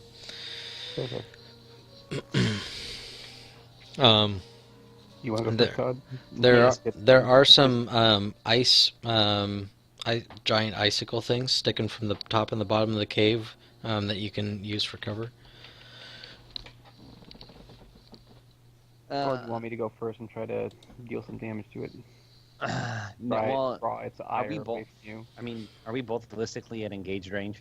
You were walking together. I don't see why you would have more than a couple feet between you.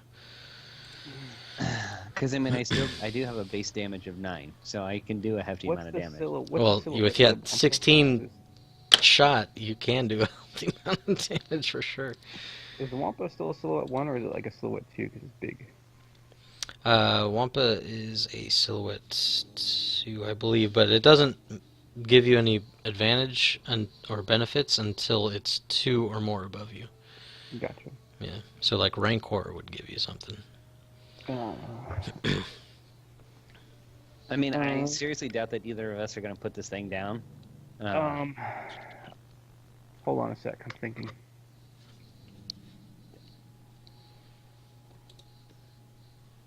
I would like to go first so I can at least put some distance and recover some wounds here. Sure. Okay. And is it a maneuver to pull out the pack and use it, or is it a maneuver to just pull out the pack? It's a maneuver to pull something out and usually an action to use, but... Okay. Okay. Well, I guess I am going to do that. Jam myself with the stem pack, so I will recover 5. And so I just grab it and I jab it into my leg. I'm like, ah! And I just grab my gun and I like jam it into his stomach and I just pull the trigger. Ooh.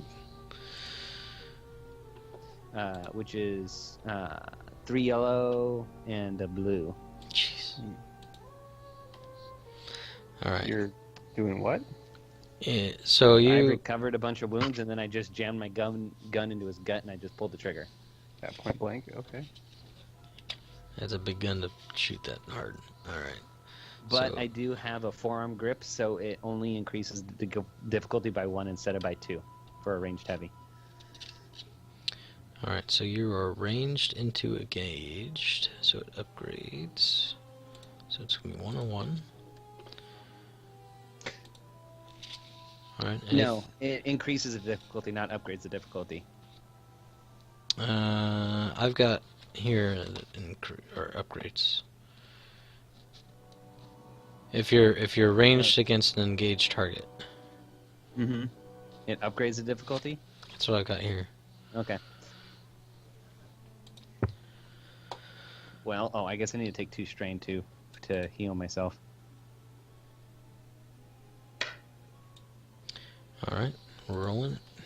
Alright, you do hit. I crit it. You're activating a crit. Yeah, so instead of sticking it in the gut, I stick it in its face, and I just pull the trigger, and I'm just like... I got a dice right here. Oh, you got a die? Alright, go for it. 55. 55. Which is not great for him. Oh, that's 10 pretty damage, high. too bad. 10 damage total? Alright. 10 total. 55. A fearsome wound. Increased difficulty of all presence and willpower checks by 1 purple until... And that's not super great. Yeah. That's But, inconsequential. hey, activating Can I a crit's mulligan? still nice. Mulligan. Well, that's If you true. got a Made him talent ugly- for it. Made the If ugly he gets- monster uglier. If he gets critted again, it adds 10. So let's put another crit on him. True. That's true. It does make it even worse. Okay. Alright, so it kind of roars and rears back a little bit, and it lunges again, but this time with its jaws, trying to just take a chunk out of your shoulder.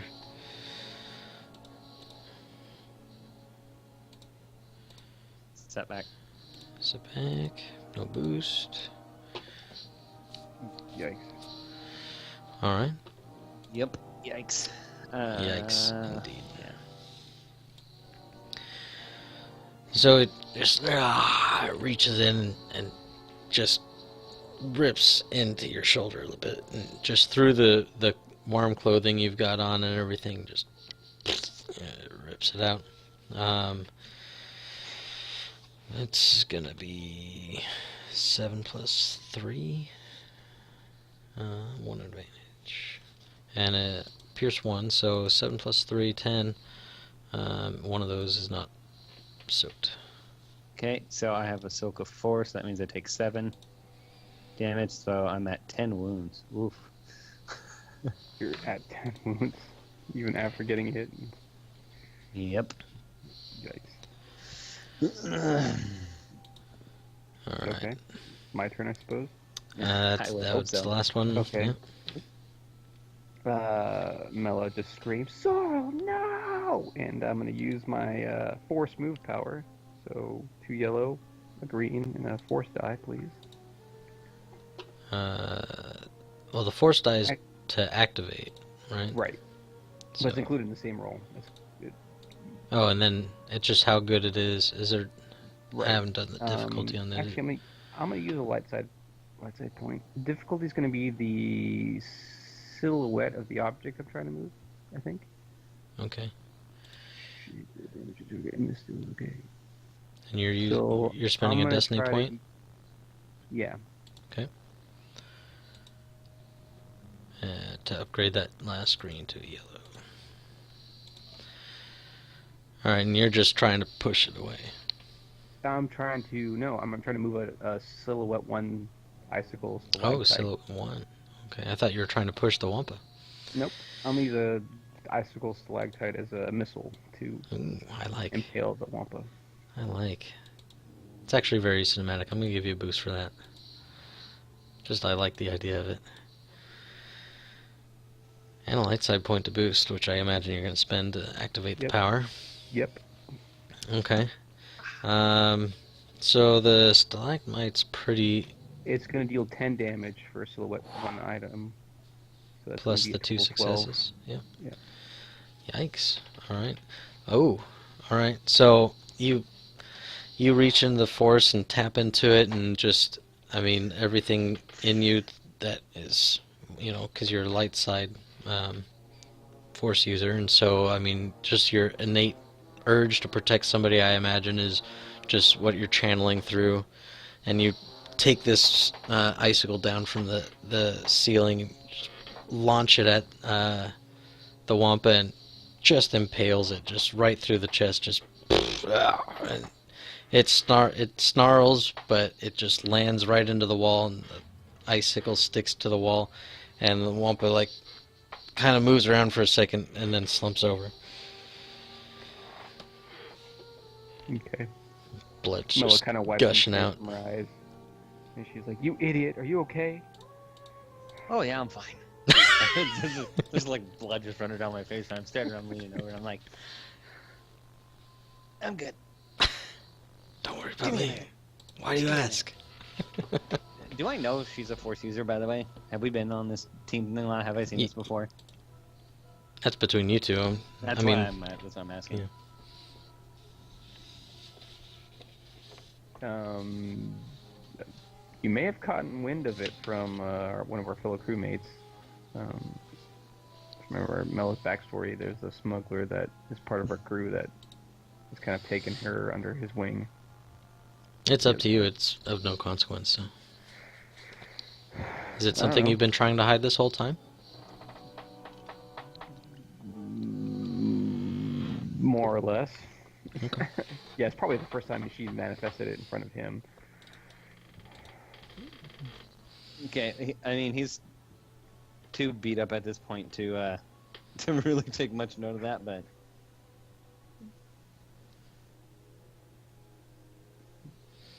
So yeah, that's like and then I'll just take a stim pack and I'll jab myself with the stim pack. All right, so that'll recover 4. So your second one. The medicine checks are, I mean, you're not doing surgery or anything, so they are kind of a free way to try to get health as well. Might not be much. But... Okay, well, I guess I'll allow it. Medicine checks on yourself are a lot more difficult, so if she wants to do a medicine check, I'm not going to stop her. Okay, I'll roll my 2 green, see what I get. So every success is a wound that's recovered. What's your current wound to threshold rate? My threshold is 13, and I'm at 10. You're at 10? Okay, so it's going to be pretty easy. If it was half or farther along the track, then it would have been harder. You just I'm at over half. Oh, I always mess up how it's rated because I always count down for some reason. I'm doing the stim pack until you do it first to see how much I actually recover. Oh, okay. Although I guess at that point I should. No, I'm still going to use a stim pack because that'll put it at 6. That'll be less than half. Never mind. Okay. Okay, so it's less than half. Okay. Alright. Alright, so you don't really get too much from it, but if you've got some strain, you could recover that other than the strain from the cold. Yep, I'll do that. Okay. I told you we should have gone down the right. I'm taking the lead now. You can stand behind me. Alright, so do you go back towards the entrance? No. No. You're going to continue... Just keep walking down this tunnel. It was your dumbass mistake for not watching our backs. Alright, so if you're going to keep walking down the tunnel... Should have gone down the tunnel, I said. We would have ran this guy head on and we would have shot him in the face. Well, I did shoot him in the face. Alright, so if you guys are going to spend more time on this path, you end up getting to the end, and there's just a wall of ice, and there's nothing else. It's just like this cul-de-sac of you kind of see a little nesting area where that wampa might have been. And we're going to go for another cold check to see how you guys are doing with freezing. 2 yellow, 1 green. 2 yellow, 1 green. And it's the resilience again. Mm-hmm. Worked so well the first time. Yeah, shut up. But you're feeling pretty good about it. You're like, again, that, you know, got kind of warm from that blood dripping all over. You know, it's heated from your body. Yeah. And you know, with the Triumph, I might even let you recover the 2 from before. Just say like you got yourself jacked up to the point that you're just like, mind over matter, man. I can do this. That fight got me warm. Got the blood pumping. Yeah. So you can recover those 2, but the threat's going to give you 1 back. So, that it's recoverable because you didn't fail the check though. Okay. Cool. So I'm at 3 recoverable. 2 yellow. All right. So Mella's looking for her survival, looking into her knowledge.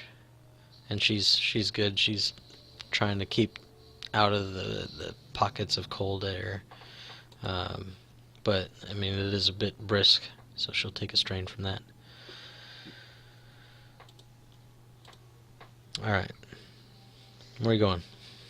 Told you we should have gone down the right path. Now can we go down the right path? The signs indicated this was a good way to go, but I guess not. Let's go. The signs didn't indicate anything. There was no sign on this path. But the condition of the other ones, there might have used to be a sign on the path. Alright, so you go back to the mouth of the cave. Center or right? Right. Or do you want to try to... I just walk right out and I go right down the right path. Not going to try to perceive or anything again? Nope. Alright. Well, okay, maybe I'll stop at the cave and see if there's still noise coming out from down there. Alright, what's your perception check? Okay, I'll assist. 1 and 1. 1 and 1. Alright. You know Yeah, mine there's a boost better, die in there. Yeah, he's assisting you. Oh, I didn't hear that. So you start heading down that right-hand path, and as you start walking down it, you kind of peek around, and you see a bloody tauntaun carcass hanging from the ceiling. Well, that's not a good sign. You go first. Gonna go down the other way. So Mel is going to the center. She try to convince him not to go down the right-hand path, or should you just start walking? No, I'm just gonna start walking with the glow stick. Yeah, well, I see the bloody carcass, and I turn around and I follow her. I told you the right path was... You know what? We'll do it No, your he doesn't way. say- at this point, he's not saying anything. Yeah. Alright. Silence is golden. Alright, so you start going down this path, and as you start heading down, you can see where it's been... some of the ice has been chiseled away more and more as you get farther down the path. It looks like it's wide enough that you probably could have driven a vehicle through here, and you're starting to think that maybe that's what they were using these caves for. As it's getting kind of clearer and clearer of ice and expanding more and more as you get there.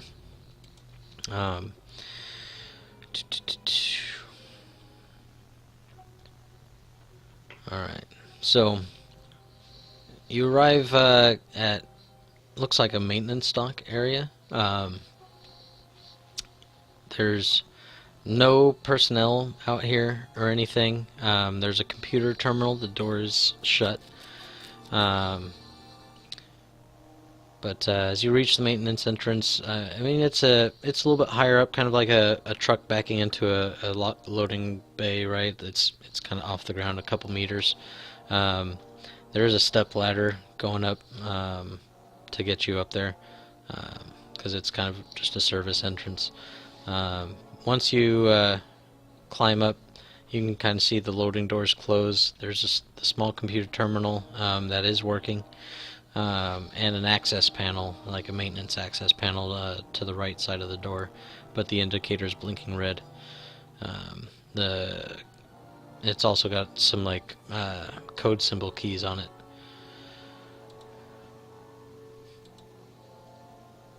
I kind of gesture at the computer and just wave my hands, like, do I'll something. give it a try. So my computer's is It's 3 green? 3 green. If you want to assist, you can. Yeah, I'm gonna stand over her shoulder and push the any key. Hey, sometimes that's what it takes. Jiggle the mouse. Alright, so it's a average check, but it is upgraded due to the lockdown. But being a service entrance, it's not as secured as the main door. Force point or anything? No. Okay. Nope.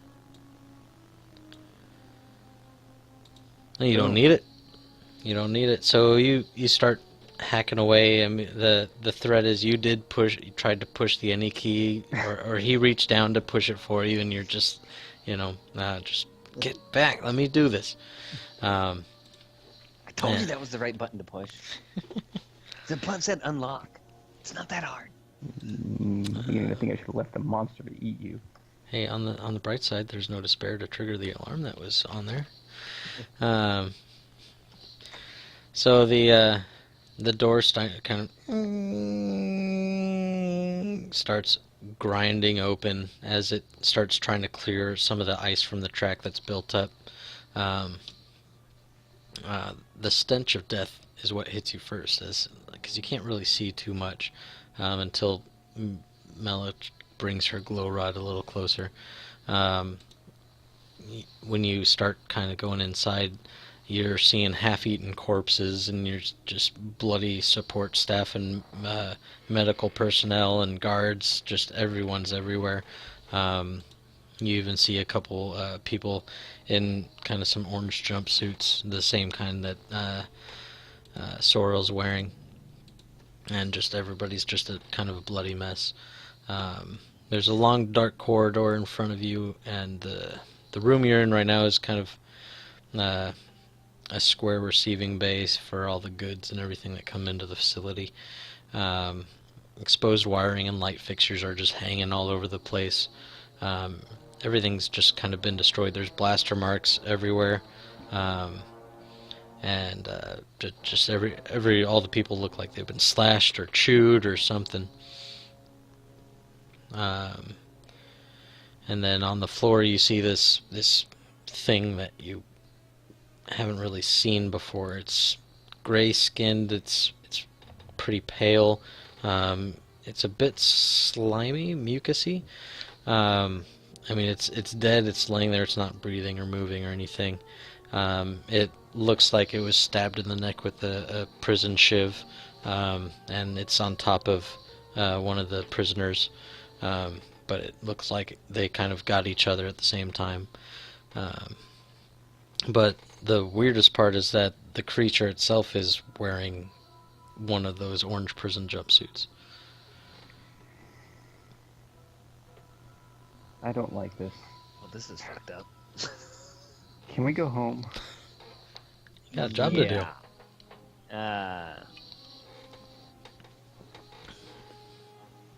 Yeah, I don't know if I want to do this job. What happens if we don't do this job? The triumvirate comes after you. Right. Those guys.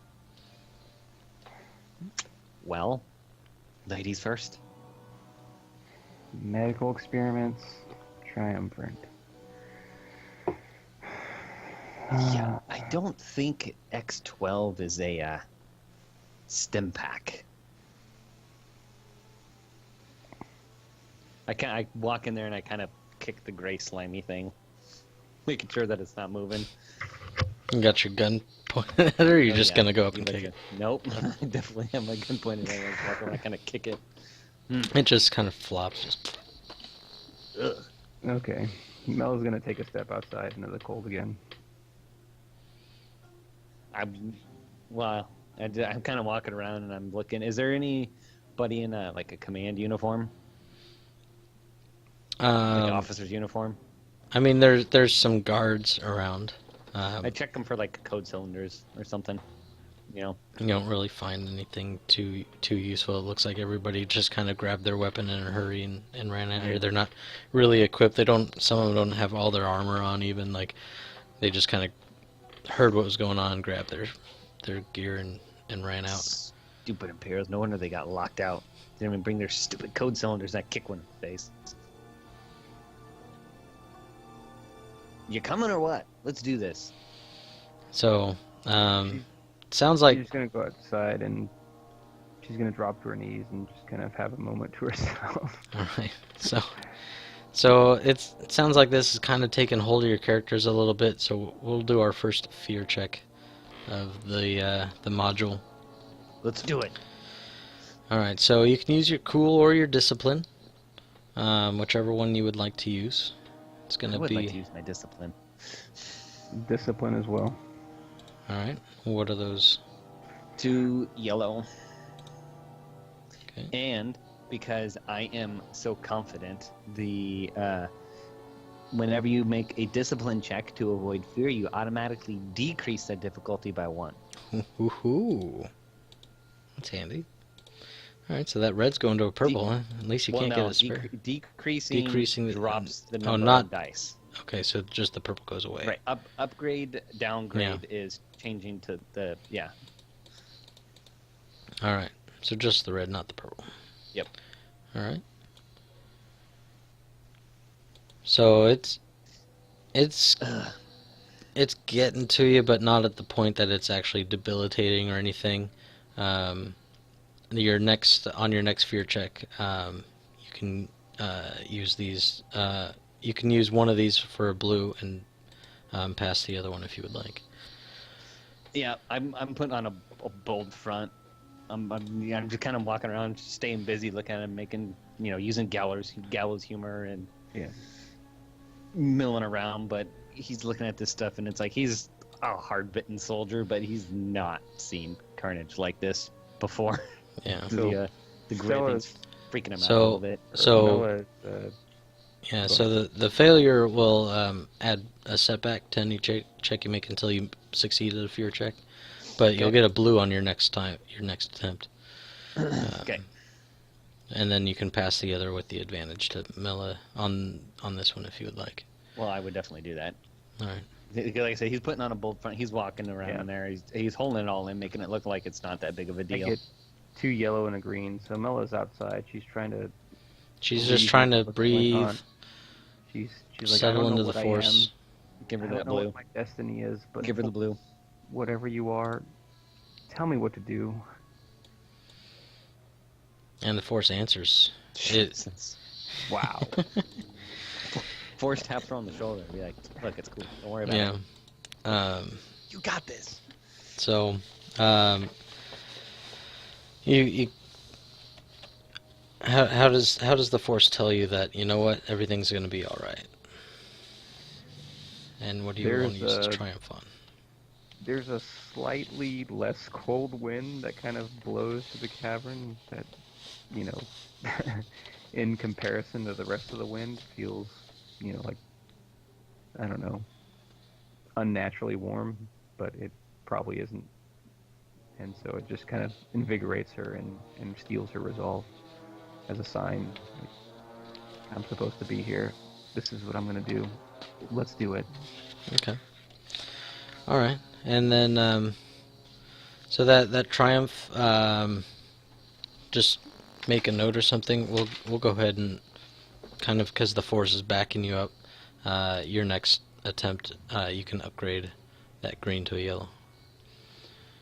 Cool. All right. Okay, so now that you're centered, you come back in. Yep. And she comes back in. She's like, "Well, what are you waiting for, Captain Skippy? Let's go." I'm waiting for you. Not skipping a beat. All right. Are you continuing on? I Do slap you her on want the butt as she walks by. Atta girl. No. She said, "I was making sure there's no wampas trying to eat us again." It's fine. I got him. And if you do slap her on the butt, she's gonna palm eel you to the face. We'll skip that part. Okay. All right. So are you continuing on, or are you investigating anymore?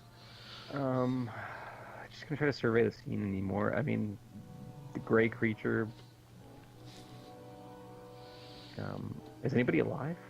Nobody's alive now. Alive. Okay. Alive. Try to figure out what's going on. Knowledge, medicine. Try to look at wounds. Look at the creature. Or you could just kind of keep going. He just makes sure that nothing's moving. All right. I guess I can try to roll Xenology and see if that thing is familiar at all. Okay. What's your Xenology? 2 greens. 2 greens. Hey, it's always worth a shot, right? Yep.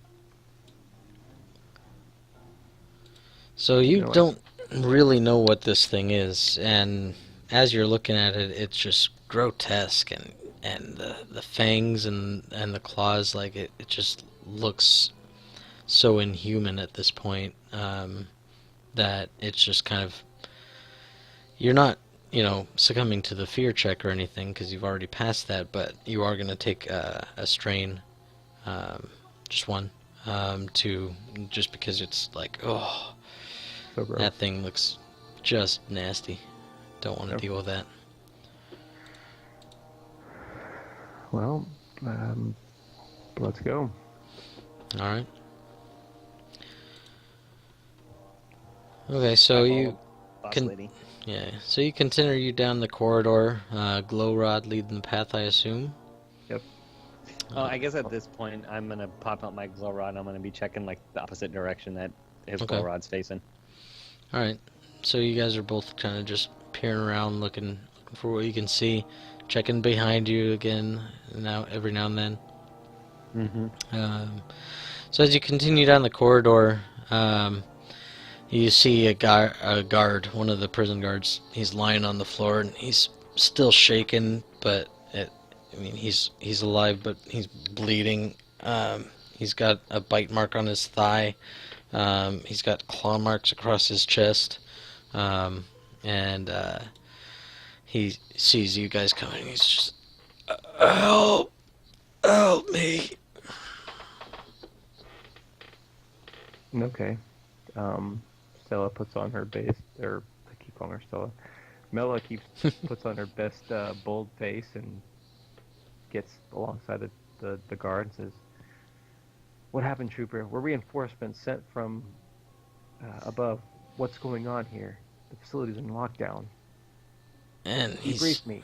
he's like, the blood's just splurting out of her. He's, help. And he's getting weaker as you're talking to I'm him. gonna use medicine check. Medicine check? What's your medicine, Todd? It's terrible. I have 2 greens. Yep, mine too. What's this mean? I walk over, look at him. I'm like, the best thing we can do to help him is put a blaster bolt in his head. That's old school medicine right there. Yeah, sure is. Just take the horse around back. Come on, old Geller. So I play this miniatures game called Infinity, and paramedics use this med kit, and they base it off of their willpower. And so the faction I play, their willpower is terrible. So it's like we have this joke saying that medics just help you die die faster. I opened up my first aid kit. There's a revolver in there. I got some anesthetic for you. You won't feel any pain. Okay. But if she asks him about helping him out or whatever, that's exactly what he says. The best thing we can do to help him is put a blaster in his head. Okay, just give me the 2 green then. Jerkface doesn't want to help. And while he's doing that, she's doing that, I'm looking, making sure nothing's sneaking up on us like a wampa. All right. So you look and you try to see where you can try to help this guy, but you just can't figure out where the main part of the bleeding's coming from. It's just he's covered in it. It's splurting out from all his wounds,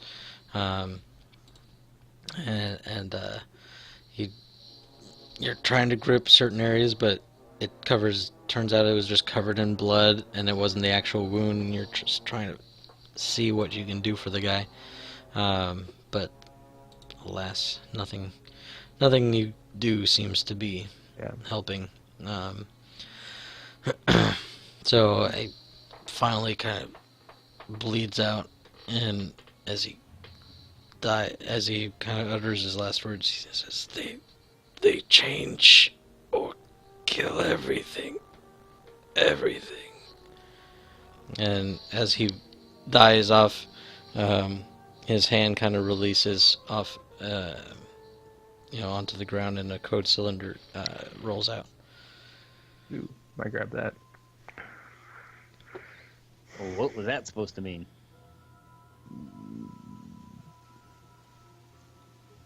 These things change, and they kill everything. It seemed pretty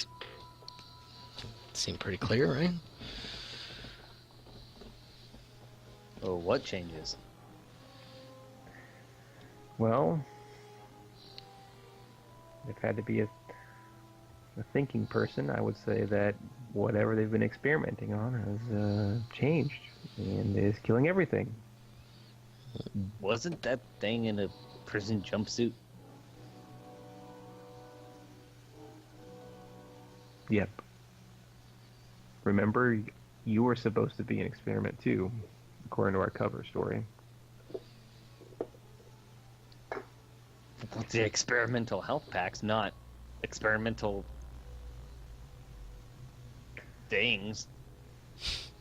Well said. Maybe, maybe it's an unforeseen side effect. It heals you, but it turns into a hideous, mindless killing machine. And as you guys are talking, suddenly the guard starts convulsing and shaking around again. I turn around and shoot it. All right. He's just laying there, so. I'm just like, again, he didn't succeed his fear check. He's a little wired. The thing starts moving, he turns around, he's just like. All right. I mean, this whole thing they changed. He's freaked out. He's like, this whole they changed. This weird guy just. Yeah, no. What are you at? Two greens and three two yellows? yellow and a blue. 3 yellows and a blue. Because I'm using my boss of a gun. All right. So you get the setback from the fear check, but the guy is prone, I guess. So that would be another engage range, and it increases the difficulty. But it only increases it by 1. Yeah. Oh, did you only increase it by 1? Yeah. Okay. Engages 2 and then +1. But you just kind of quick, boom! Just don't even ask questions or give it a second to look. Just blam! And he stops and just motionless That's what again. I thought. He moved. What the fuck? But he said they changed. He started kicking around. All right. I've been bit in the back, been bit in the front. There's things in jumpsuits, and they change, and they kill everything. What do you want from me?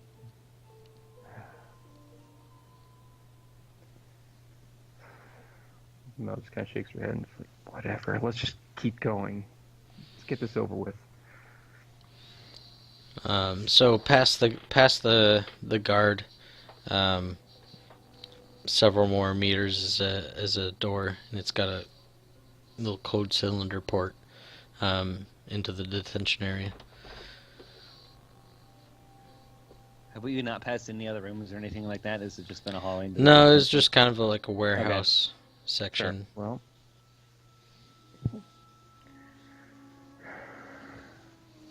plug it in. I'll pull my rifle up and I'm.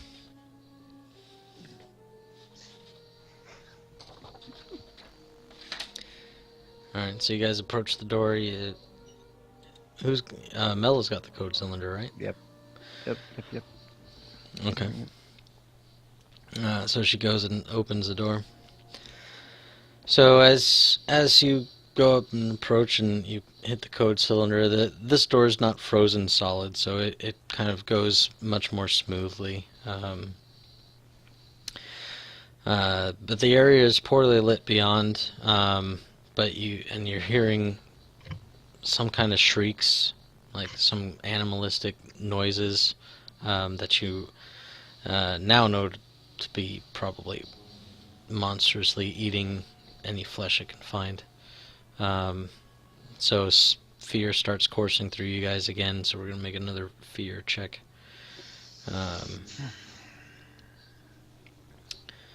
So this one's kind of just a little bit stronger, because now there's that fear of the unknown, but once that fear becomes like known what it might be, it gets a bit harder.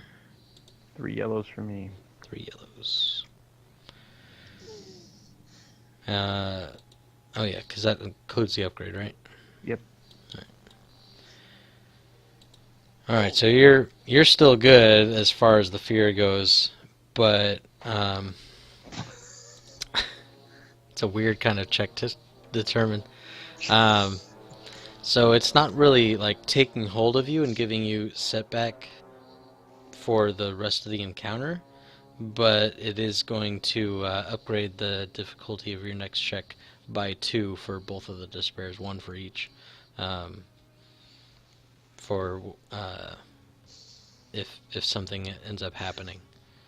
Okay. But So Triumph. basically, Stella's basically gonna throw her glow rod in the middle of the room and say, "Come get me, you pieces of garbage!" What are you doing? Kind of egging it on in her attempt to be courageous. Yeah.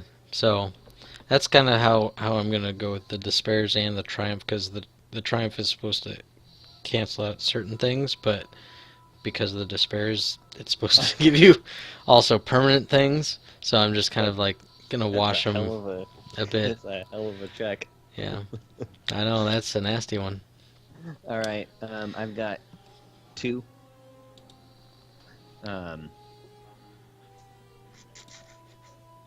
Yeah, 2 yellow. 2 yellow and then the blue. And I got a blue, and I decreased the difficulty, the fear checks using discipline, because I am, yeah.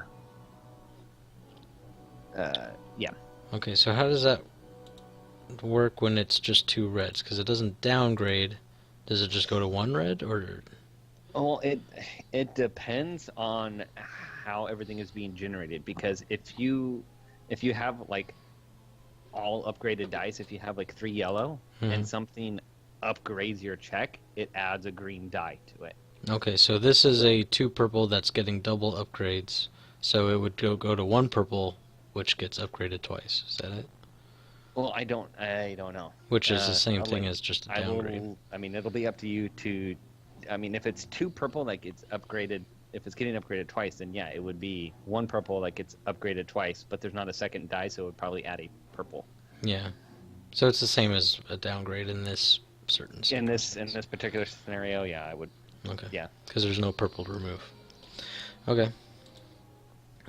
All right. You're all right this time around. You're maybe there's just something that's kind of a little bit more calming, knowing what the threat is, rather than just he's not. that kind of guy. I mean, he's like I said, he gets that little extra kick for the confidence stuff. He knows what he's facing now. He's like, it's a monster. I know I can kill it. If it's unknown, he doesn't know what's going on. He doesn't know he can kill it. So now that he knows it's monsters, it knows it can die. The 3 threat, I would say that it can die, but you're still shaken quite a bit because you're not sure you can kill it. No, I know I can kill it. And so there will be a setback on if you get engaged with any of these things. Just engaged? Or not engaged range, but in combat. Right. Okay. I assume that's what you meant. But I thought I would try to power game anyways. I mean, sure, why not? Okay. All right, that's fair. So is it just 1 setback? Yeah. Okay. Oh well. Okay. Cool. All right. So you enter the detention area, and it's set up kind of like a grid. So there it's kind of like a 3x3 section thing, and each section is like a 4-cell block. So that's 2x2 cells, and there's 9 groups of those set in a 3x3 square, right? I don't know if trying to see make sure that makes sense. I don't know why I still have these guards up on here. That was bad. I was supposed to have this wamp up for a little bit, and I totally didn't miss that. I know. Failing. There's a lot with GMing. There's already a lot, and then trying to run a stream, there's already a lot. So there's already. We missed the wamp and the Rakghoul picture. So there's each block. You said it has 4 cells. Yeah. So. And there's. So each block has 4 cells, and there's 9 blocks. Yeah. And then there's aisleways between each one, right? So right, it's. Okay. So yeah, there's basically like. I got it. Yeah. There's a north, south, east, and west door on all of these. Yeah, and then there's just 3 across and 3 down of that. So that's about 4, 8, 12, 24, 36 cells. Yes. Okay, got it. I'm with you. Okay. So as you walk through, I mean, some of these cells are actually opened. Some have blood just strewn all over. Uh, some have body parts. There's body parts in some of the aisleways. Um, to the east, you kind of see some signs going to, let's say, to landing platform. And then to the north, the signs along the top say to the offices. And then to the west, it says to the lab. I kind of just nudge Merrill and I point up to the with my gun because I still have that up. I kind of point up to the sign that says labs. I guess. Let's go. I recommend that we not go through the intersections and we just skirt around the outside. Let's grab what we're here to get and get the hell out of here. Okay, so as you get towards the labs, where is this? You start making your way towards those signs. One of the cells is opened, and there's a prisoner, or one of the cells is closed rather, and there's a prisoner inside, and he's just like, he's kind of freaking out. So he's like hitting his head against the bars, just at kind of rhythmic pace, and he's just kind of mumbling to himself. He's not really like looking at you guys per se. He's just talking to himself and smacking his head, and he's been doing it for a while because there's blood dripping down, and you can start. He's past the layers of skin. You can start seeing the bone fragments, or a piece of the bone from his skull. I mean, he's just been bam, bam. So I'll walk over there and just like poke him in the head with the barrel of my gun and be like, hey. And he kind of shocks him out of it, and he's just, Calm down, bro. Just calm down. he's breathing heavy. What the hell is going on? So he's all acting like he's trying to mellow him out, and then he's like, what the hell happened? The lights went out. They came. Killed. I don't know. They came. And first, they killed the guard giving me my dinner. Yeah, ripped him apart. And you kind of look towards the edge of the barred cell. There's a body, and there's a tray on the ground, and the head's gone, and a lot of the back is like the uniform's all stripped off. Just pockets of bite marks and tears and gashes and stuff. So you can see all the muscle and sinew and bones and skeletal structure, like they were just eating him from the back. As he was pinned up against the bars, and he's like, they sat there and ate him in front of me. And then they went to everyone else. One of the guards opened the cells to try to give them different targets, and so give him more time to get out. But then the rest came. They came back as these things. Hey, you want to get out of here? No, don't. They came back as. What do you mean they came back? Who came back? They were eaten. And then they came back. They were dead, and then they weren't. Miller kind of raises an eyebrow. So just kind of looks over his shoulder and can't tell if this guy is crazy or with seeing all the half-eaten bodies and the people in the jumpsuit, if he's telling the truth or not. But he's like, do you want to die in this cell, or do you want to try to escape? I don't want to go anywhere. Don't open the door. The door's only the thing keeping them away. I kind of wave my gun. He's like, I'm keeping them away now. You coming with us, or are you going to die in here? No, it could Kill be these the bastards. You're prisoner. gonna It's die just- in here. I'll live in here. You'll die out there. The way behind us is clear, but I it kinda- leads to I- the cold. You'll probably succumb to the elements if you head that way, but at least you have a chance. I look into the Your cage. choice. What are you eating? And as you kind of peer into the cage, you also see from the front the guard that's pinned against his bars has been starting to be chewed away at, and he kind of just looks away. As I shake my head, I'm like, and I just walk away. I'm like, I'm not dealing with this fool. Let him die. He's been eating the guard? Presumably. He's locked in a cage. What is he supposed to do? All right. Yeah, I'm done with him. Mela?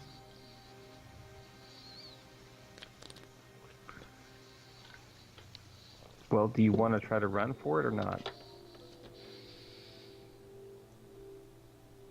You're asking the prisoner guy? Yeah.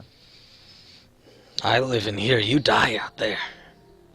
Okay. You've made your choice. See ya. We should open the cage. No. All He's right, been- fine. He's gonna die in there anyway. I He made his choice. Yeah. All right. Well, I'm not gonna feel bad about it. He just starts walking away, slowly, carefully, but he starts walking away. All right. But he's gonna continue to edge along the outside of the room, making his way towards the labs. All right. So the guy kind of goes back to smashing his head against his bars.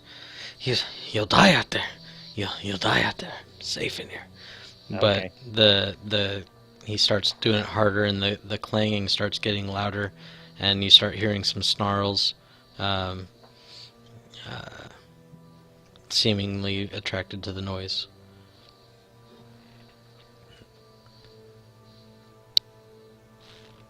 Let's quicken our pace. Yep. Let's go. You're still going towards the labs? Yep. You get to the lab door, and you presumably try to stick the code cylinder in there, but the door doesn't open. Of course it doesn't. A red light kind of flashes as you try to... As we were walking through, did we see any bodies with lab attire on, white long coats or whatever? No. You didn't really see any full bodies anywhere except for the guy, and Right. the guard wasn't necessarily a full body anymore, but...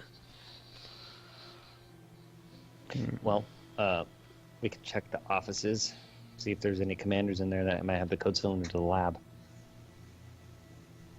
I suppose. Or you could try to press the any key again, like I said, and unlock this door too.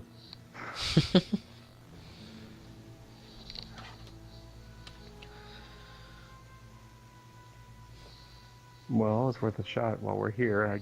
I guess I could try. I'm not really too schooled in computers, but There's not a terminal, it's just the code cylinder Oh. port. I gotcha. Never mind then. To Don't the have office. slicing- I'm not a slicer. I don't have any slicing tools. So the guys... You start going past that guy's cell block, but before you get out of earshot, he's like, yes, go get them. Go get them. And then, Go get them. What do you mean them? Where are they? and so behind you, you hear like not necessarily like a horse or anything, but the fat like something on all fours just coming at you. Fuck. It's okay. They wheel around, fast flash pistol at the ready. Yep.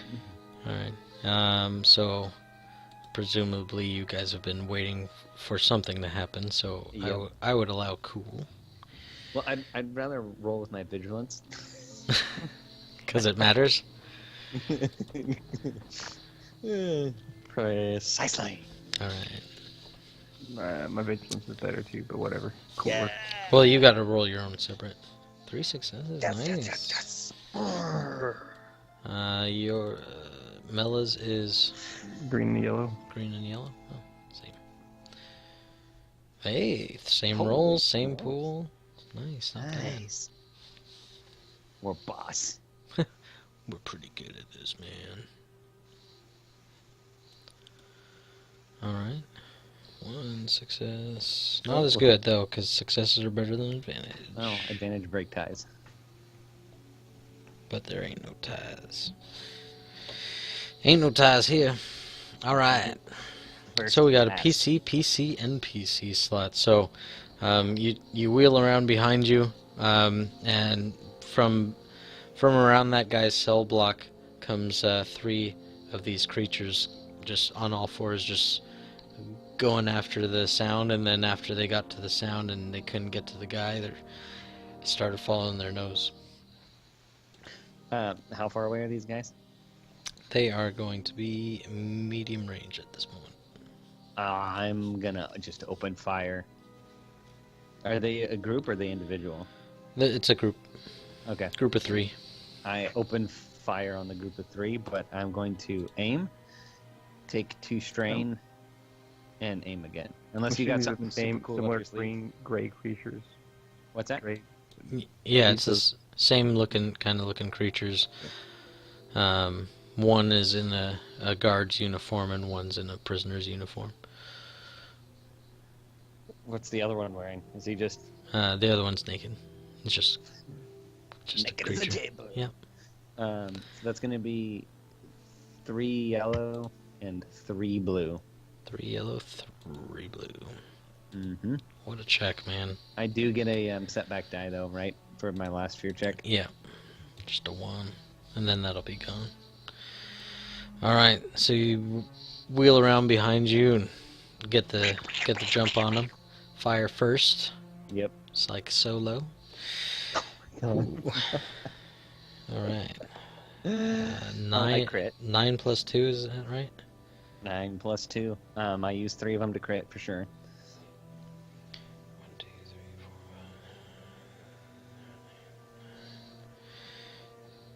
4. 2. Okay. And so you got two advantages left then. I'm gonna, I Uh, guess, 2 of these things just as you start blasting, just boom, boom, boom, just 2 just mid gallop just drop. yeah, I get them not by placement shots, but by volume. Yeah, exactly. You were panicked. That makes sense. Yep. And I'm gonna, I guess, seeing my awesomeness of wiping out 2 people, Mira's gonna be like, yeah, and be a little boastful, Oh, and a little, excited, and she's gonna get a blue, and I'll get a strain back. Okay. No, it's not going to be like, yeah, but she'll smirk. All right. Well, in his She's head, a little bit more measured than in Sorrel. his head, she's all like, yeah. Yeah.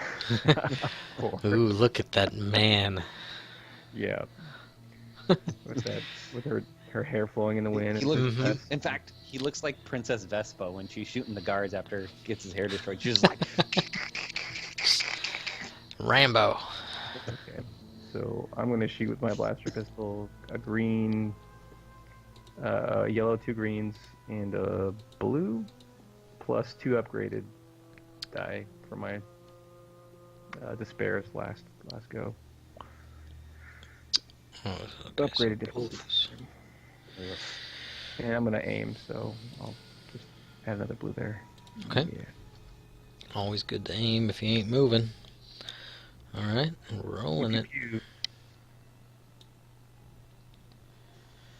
And so you're shooting, but man, those creatures, they just kind of shocked you like they did before. Just even though 2 of them dropped, like just them coming at you, the sight of them being alive. Because so far you haven't seen one really alive per se. You saw the one that was dead, and then the guy starting to convulse before Sorrel shot him.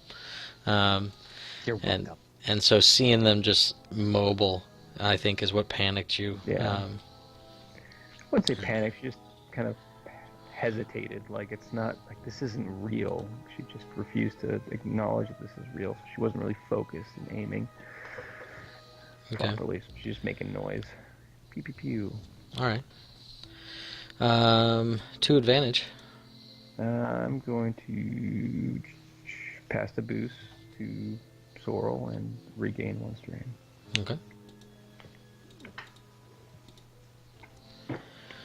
All right. So the rat ghoul starts. It doesn't even notice its friends go down. It just keeps going, and it was medium range from you, and it moves into short, but it's still too far away to use it, do anything with its empty hands. So that's it. Well, I'm gonna go again, and I'm gonna take my. It's this time. I'm gonna take a careful aim again because there ain't no way that I'm letting this thing get away. So I'm gonna take an aim. It's gonna be 3. So it's 3 yellow, a blue, plus my blue for aim, plus the blue from the boost I get. Yeah, he kind of the rat ghoul as it's going, but the shots are kind of hitting it. And it's kind of lighting up, and it's almost kind of acting like a little bit It's kind of so. Yeah, it's kind of funneling it into your sight picture. Bam! Alright, I won't be needing this one anymore. One shot in the head.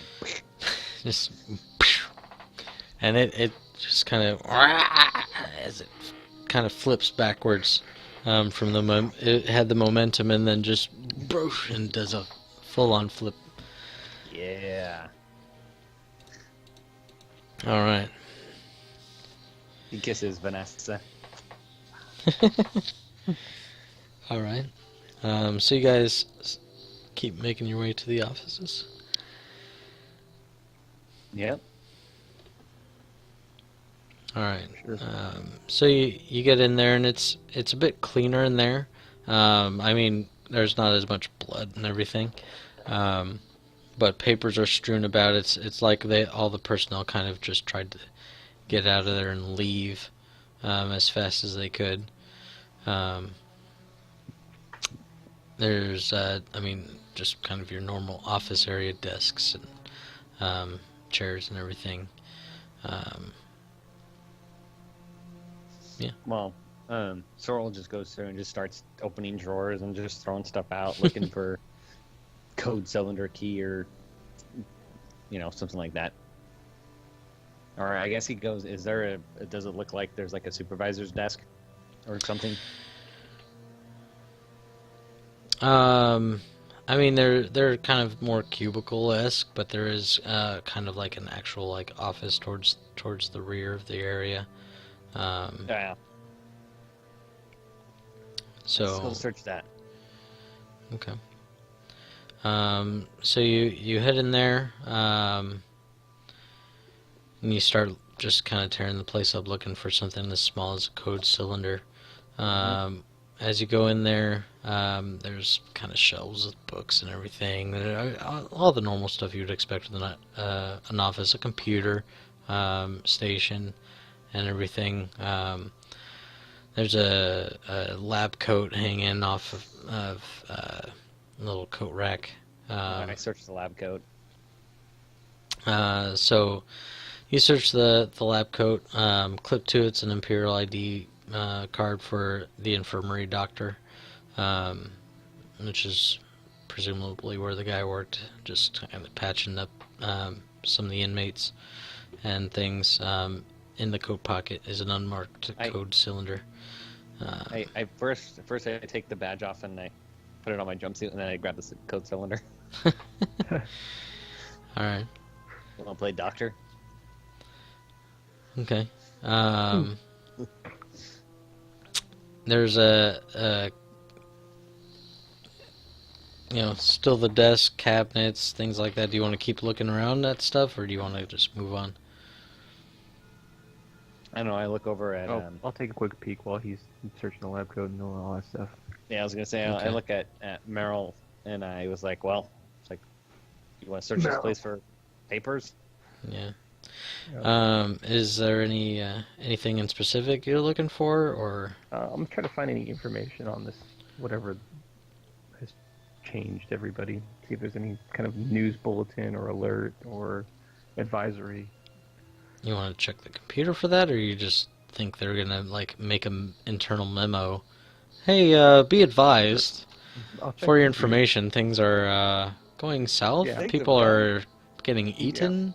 Distribute the memo via fax with your TPS reports. I'm gonna need you to come in tomorrow because your coworker Dave got eaten, so you'll need to finish his reports for the night. He's been eaten and turned into a Star Wars zombie. Yeah.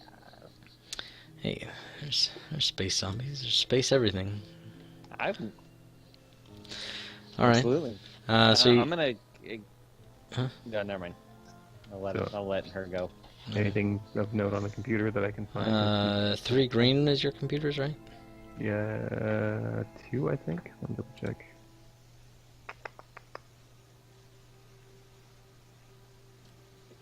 Yeah, 3 green. Okay.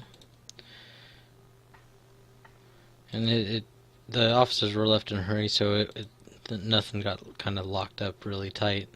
So the computer's still kind of on and not secured too much. But for some reason you just can't seem to... You're clicking through different folders and things, but you're just not really finding what it is you were looking for. You found some things mentioning Dr. Tui and XR12, but something labeled Fox Echo Tango Tango 1. There's a folder about that.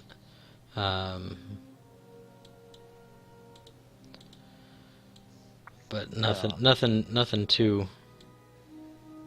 extensive about the information you're looking for. At this point, I was kind of looking over her shoulder. I was like, "Hey, what was that?" And then, can I maybe get a blue boost die from those advantage to search the computer for files? Look at that I guess the Fox, the FET one file. That one. Right? You said it was Fox Echo Tango Tango. Mm-hmm. Yeah.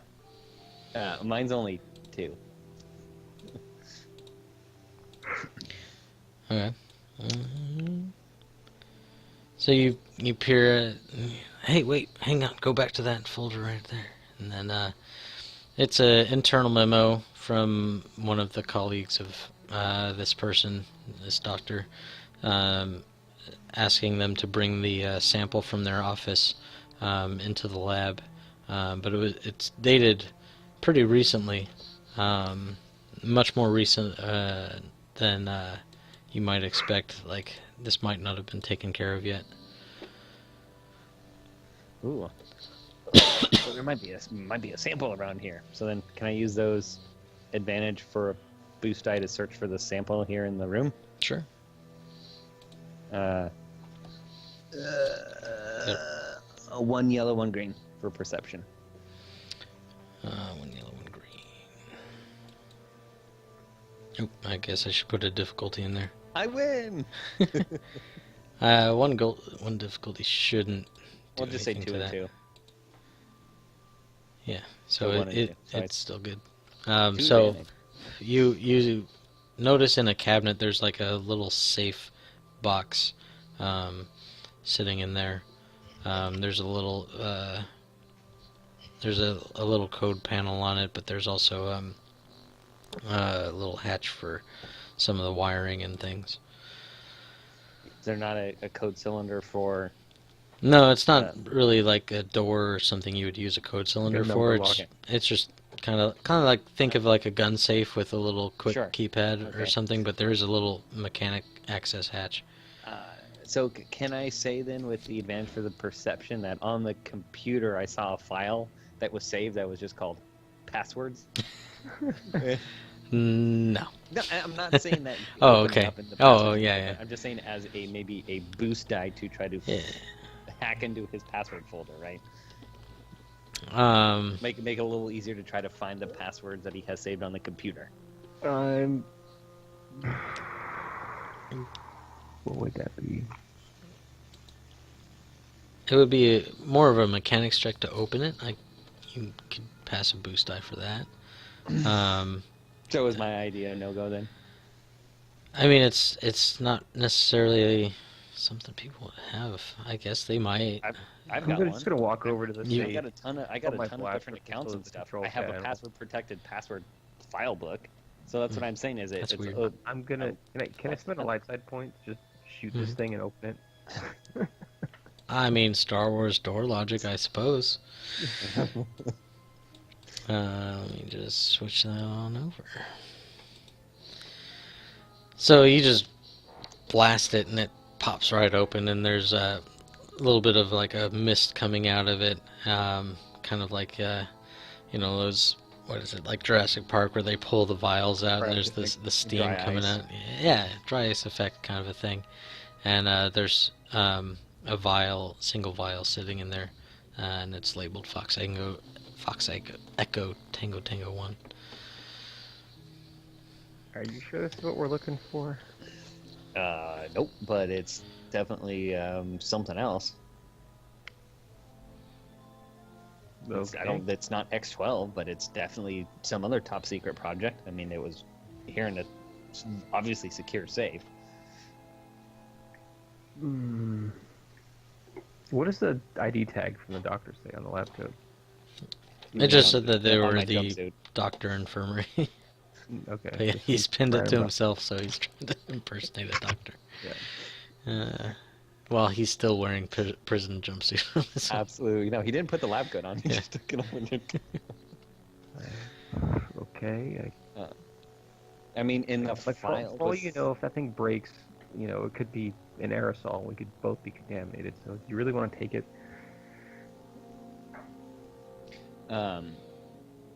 So in that folder was only just the memo, right? There wasn't any other files. No, there's nothing about what it is.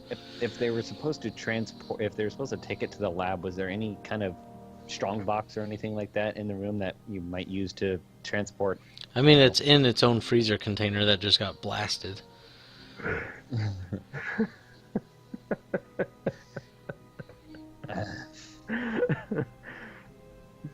I mean, you could do a mechanics to try to seal it back up or something.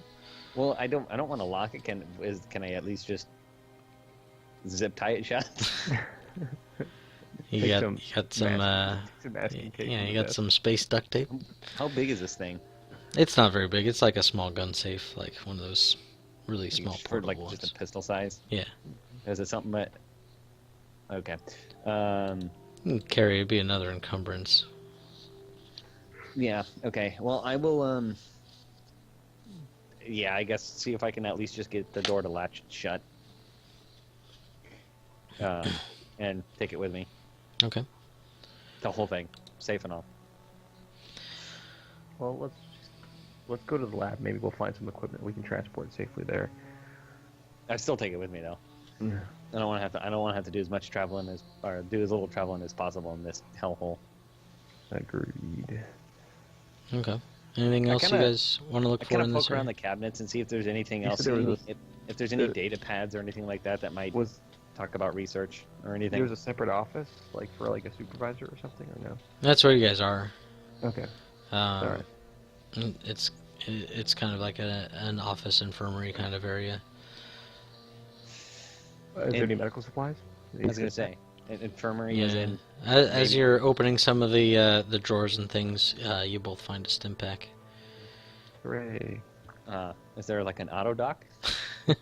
No. I looked through the desk drawers and stuff just to see if there's any kind of data pad or anything like that. Mm-hmm. That I might be able to see if there's any other things that talk about research or anything like that on it. That'd be more computers. Well, no, I'm physically searching the desk drawer and the cabinets Oh, and stuff I thought to see you if said there's any data data pad pads. Well, unless there's just obvious data pads laying around. Yeah, I mean there would be computers to access data pads, but I'm looking to see if there's something that, like like an iPad or something I could carry out with me, that would have research information on it. Yeah, there's a data pad. I pick up the data pad. I don't even bother looking. I just pick up the data pad and stick it in my pocket. Okay. Like, I will look at this later. I mean, it might be a diary. It might be, a whole bunch of stuff explaining everything. Who knows? Yep. He knows how to turn computers on, and he knows how to surf the web for special sites. That's all he really knows how to do on it. I know, because I have such a great luck with computers. I'm gonna try to. I need to jailbreak my data pad. All right. So three green. 3 green for. Yeah. Doing Data pad. Oh. I'm just gonna grab it out of his pocket. Let me see that. Hey, now. A little less. Oh. We could just do this later. Wink, wink. Good. So you look through the data pad, and you're seeing some purchase orders, things like that, and then you come across an internal communication to Dr. Tui. It goes on and on. It's pretty lengthy, but I mean they go on noting that they're kind of frustrated at being unable to treat the raccool infection in the prisoners without the antigen, and it's requesting samples of the antigen be made available. There's a single reply from Dr. Tui to that message, saying that the antigen is not fully tested and it cannot be clinically administered at this time. I take the data pad and stick it back in my pocket. All right, Maybe to the left. the fat one is the antigen. Maybe. I don't know. I just kind of shrug, and then I wave the code cylinder. It's like, let's just go back to the lab. Tell you what, if you turn on those creepy things, I'll gladly test it on you. Thanks. I guess. Right. You ready? Yep. All right, and then another thing we found with the Stimpaks was a packet of Bacta, about a liter of it. That gives you a boost die for a medicine check. Are there any first aid. bottle injectors that you could load the the sample in, just in case? I don't think you guys have any, and there are none just sitting around. Okay. All right. To the lab. Okay, so you head to the lab. You try your fancy new code cylinder you found.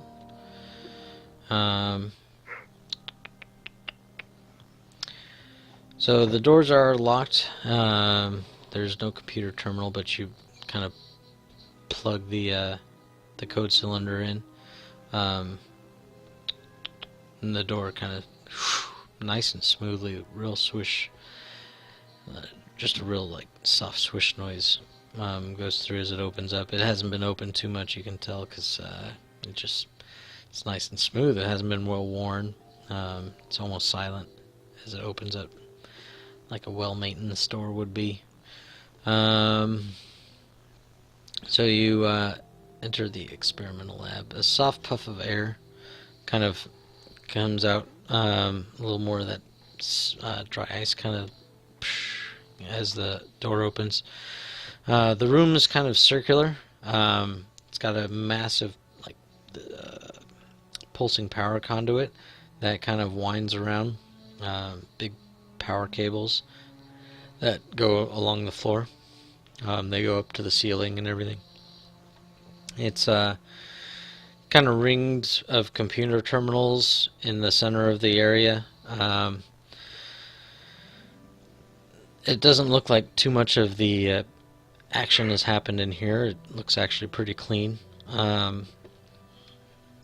There's a little break room area looking spot. You can kind of see a little fridge and stuff, and a light on, and you notice there's a couple silhouettes of bipedal people, or not necessarily people, but bipedal creatures in there. Humanoids. Yeah. So you said this room, there's not any blood or anything like that on it. So No, it's actually pretty clean. Can I turn around and lock the door behind me? Okay. How are you locking it? Add the code cylinder still? Can I just... Yeah, sure, that makes sense. Okay. I'm gonna draw my pistol and yell at the bipedal. You're just gonna yell at them? Yeah. Halt, who goes there? Who goes there? You go there. I just turn and look at her and I'm like, yeah, who goes there? Okay, let me skip it. Where do I need to be here? There's still more description. I have to draw into the immediate potential threat. Alright, so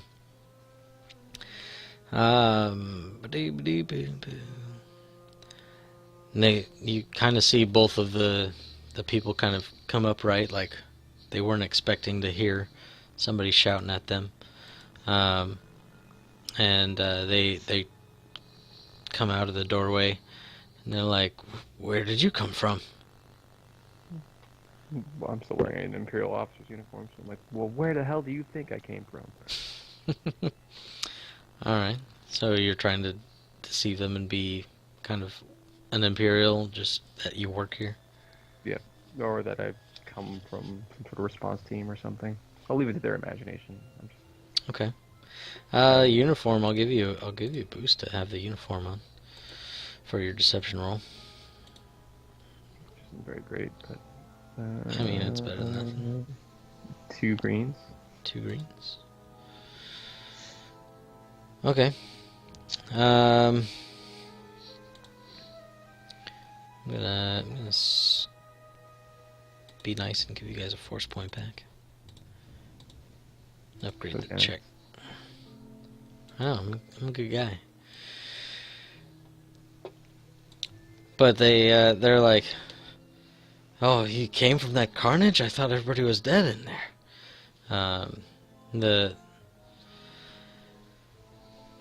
The threat being that it's kind of not against your nature. You're kind of more of a kind-hearted person, being more light side oriented and everything. So it's kind of a stressful thing putting on this ruse.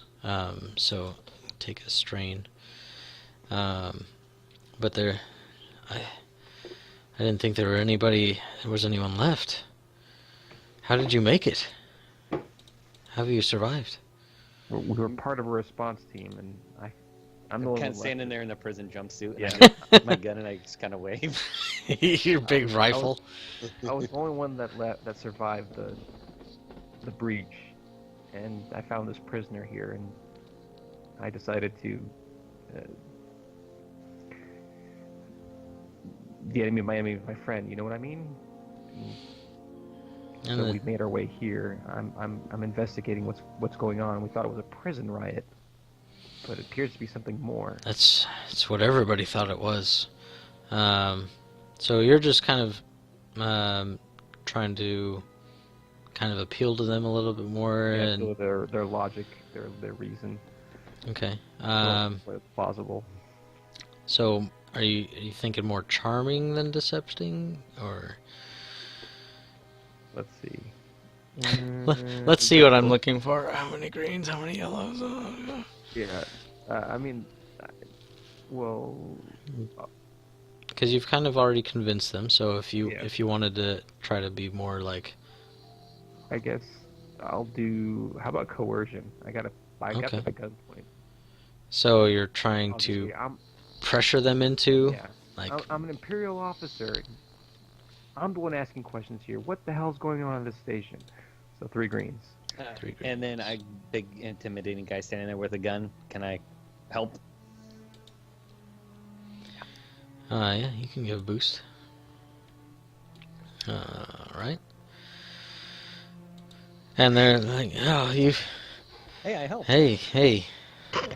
Where'd that guy get a gun from? I don't know if that's the proper way things need to be handled. I mean, I know you're some kind of special unit or something, but I don't think the prisoner needs a gun. Well, she's dead. Everybody else is. So, I think the prisoner needs a gun. All right. So, are you trying to coerce him then? Or No, I As they simply engaging in witty banter. Witty banter. Well, dire circumstances call for dire measures. He's the only one left alive that can help me fight through this mess. He's proven his worth in combat. I don't know about you two. Okay. So, and try something more. Trying to think what this would count as. You're not necessarily trying to deal with them. You are trying to act like you have some authority. If you wanted to try a leadership role, see if you've got. Can just try to flex your like, I'm part of a special unit. I can make some special accommodations if I need to, and it's worked this far.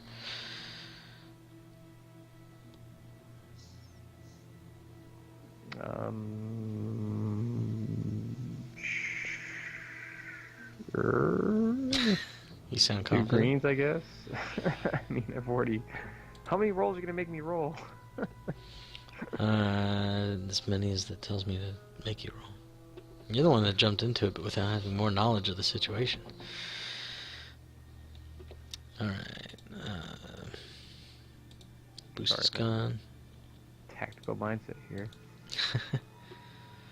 Alright. Are you still trying to kind of pitch in with any of this? I don't know how I can rationalize a boost on a leadership check. She does great. She's a good Yeah, person. my boss. Alright. Yay, Empire. And they're just like, special unit or not, I think we need to have that gun taken. Just hand it over. You're in a safer environment now. I take a step up and I point the blaster at him and I say, "Come and take it." Alright, so you're trying to coerce him? I'm gonna coerce him now. What do you got for that? 2. And maybe Just a 2? blue because of the big gun. Big gun? Big gun, scary. Yeah.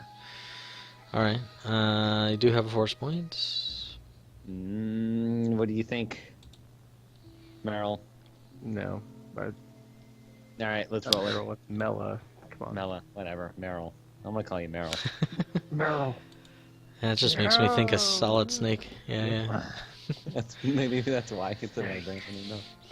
I Uh, they're not having it. They're like, oh, we'll take it from you. And Okay. You're- we have What to does it protect look the like? sleepers. The sleepers? And so they start grabbing their weapons out of their holsters. And we will go to combat. Are they just doctors? Are they actual like guards or what? They're guards. No.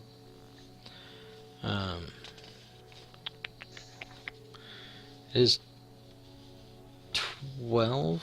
I don't know if that affects anybody with anything we're getting there.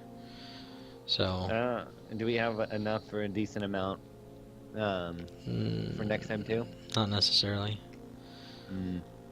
Especially if you die, then it'll be really short. It's true. We can go into some overtime if you guys want. Yeah. Let's. I don't mind. I'm off tomorrow. Yeah, I'm not. I I'm know. not, but That's why I'm asking. I got a flexible arrangement when I can kind of mosey down to my office or not. That's Well, I nice. can kind of do that Let me too. take a quick bio break though. Sure. Alright. I'm gonna put him on another like half hour and then I'm gonna go to bed. Regardless. That's what I was kind of asking about how much time was left. I Yeah. think. No, I understand. There's not necessarily enough to warrant a whole nother session. If we had less Microsoft issues, we probably would have been totally fine. Yeah, well. Nanosoft, you mean? Because we're Space soft. space soft. If you ever need to just invent something, you just put space in front of it. Yeah. We go to space Starbucks and we go get a space mocha. Drink some space coffee. Drink some space beer. That's right. All makes sense. Then we go into space. I think that's just space. Oh. I think everybody calls it space. Well, you know. Hyperspace, maybe. Oh, I'm excited for my tournament. Should have gone, man. Should have come to the tournament with us. It's gonna be good. At that point, I wasn't ready or willing to spend $30 for it. Had a good game with the A-Wing list. What's that? Had a good game with the A-Wing list yesterday. What's the A-Wing list? 5 A-Wings with crack shot and clusters, and they're the initiative 3 A-Wings. Be pretty good. Yeah, but I'm not great at swarm play. No, it definitely takes a special mentality to field that many ships.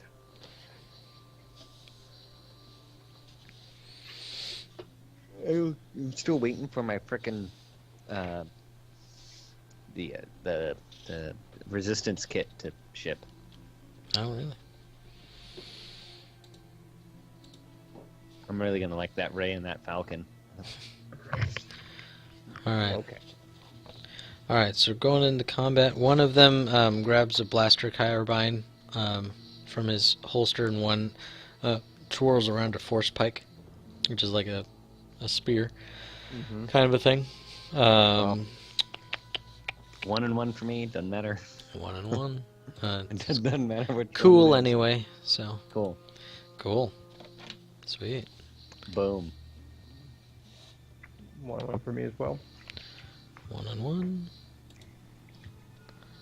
1 success, 1 advantage. And then these guys. Well, this is boring. Well, get old after a while. NPC. And NPC. Okay, so our first one that doesn't alternate. Which is not in the benefit of you guys. Didn't I get 2 success? You got you got 2 success, and that's it. So it's a tie. So you win the tie. So no, actually it does alternate again. Yeah. Players win ties. Tie goes to the runner. All right. So we have NPC, PC, NPC, PC. So the guy with the force pike, he twirls around and starts advancing, and he closes the range. You guys are he short distance from everybody, but he closes into engaged, and he takes a swing at Mela, since she's the one impersonating the Imperial. He takes offense to that. I have a melee defense. Melee defense. That's a black. Melee. Alright. Rolling it. So he twirls it around, and just you've been doing all this shooting with ranged weapons. You've been dealing with claws and stuff. You weren't just quite ready for this this spear coming at you. And he whops you for 6 plus 3, so 9. Minus soak.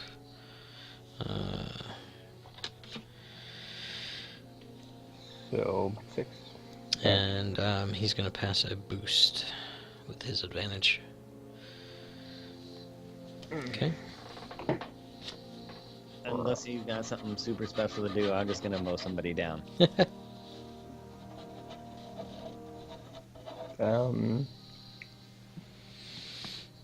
Yeah. I'll deal with this guy on the next. Try to take out the guy that hasn't gone yet. Yeah, I'm gonna Try to take him out. I'm assuming I'm engaged with this guys too, right? The blaster carbine guy's at short range. Well, no. Oh yeah, you're both together, so you're both engaged range of force pike guy. Is there a spot I can move? Like, is there some cover I can step away from engaged from this? Yeah, there's some computer banks that are scattered around. Okay, so yeah, I'm just gonna step out of the force pike guy way to kind of clear up some space for them to kind of go at it. But I am gonna, take 2 strain and aim, and I'm gonna shoot at the blaster carbine guy. So that's actually going to be 3 yellow, 2 blue. 3 yellow, 2 blue. Alright, short range, 1 measly little purple. He is not an adversary. Oh, and actually, I'm going to use my second wind thing and get 2 strain back. Okay. Alright. That's it then for the roll? Yep. That's it. Short range is where you want to be with guns, man. That's the spot. That's the sweet spot. So that's 9. 6. Ooh, 6. So that's 15. All right. Yep. Oh, and it looks like those boosts that aiming did help. So yeah, again, it was one of those just where I took it like a shot. All right. So yeah, you the 2 advantage. What do you want to do with those? I'm going to recover strain and boost. All right. So the rapport of my blaster rifle shooting off just sort of distracts a force pike guy, and well, it's going to leave him open for a good shot. All right. So you just start pow, pow, pow, pow, pow, and just the guy gets hit in the leg, then he gets hit in the shoulder, and then he gets hit in the chest, and he just kind of falls backwards. And that is it for him. So that's 1 threat down. You've had some massive rolls, man. These guys weren't prepared for that. Oh my god.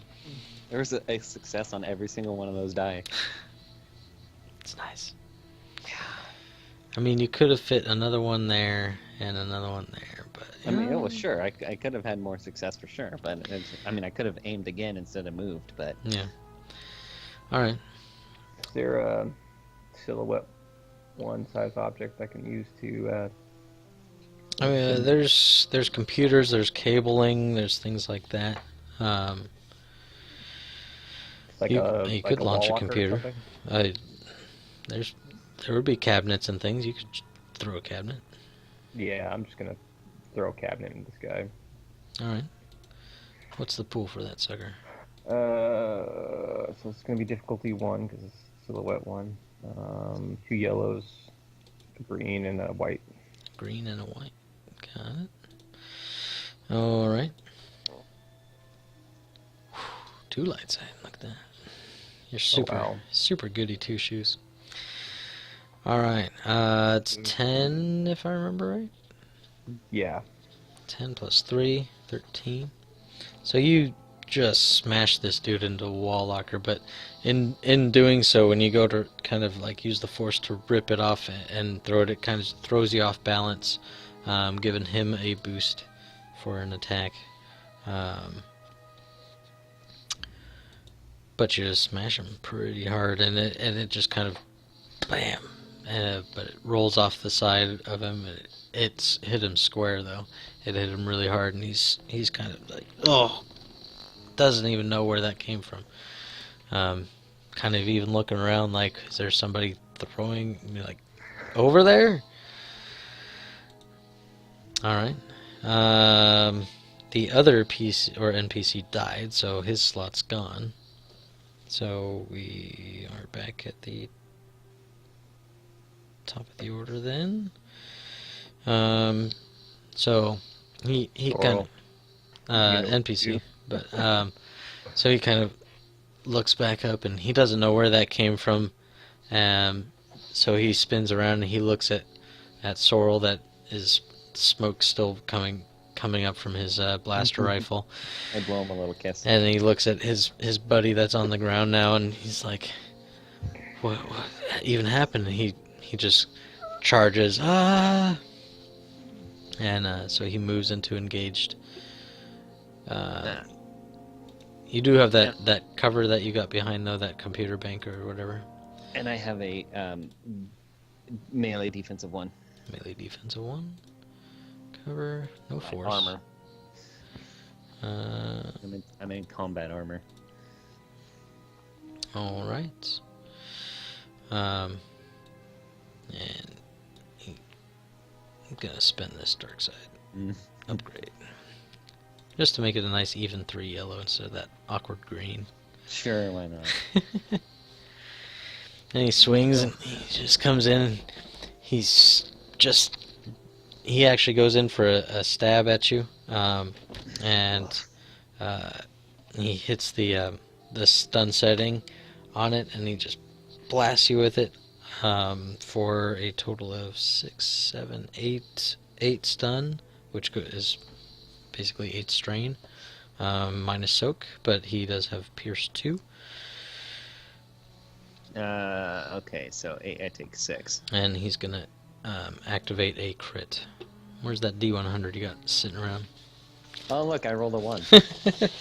I'm gonna trust you. 46. 46. Headringer. Increased difficulty of all intellect and cunning checks by 1 purple till the end So of he the didn't encounter. stab me in the chest, he came in and just came down right Yeah, on top so of he my just... head. Bung! Donatello style. That's right. Except he's not staggered from it. Yeah, that's a good point. But luckily for you, you don't really use your intellect too much, so it shouldn't affect you. No, in fact, I mean, it smacked him in the head, and he's just kind of like... But if you get crit again, it'll be plus 10. Yeah.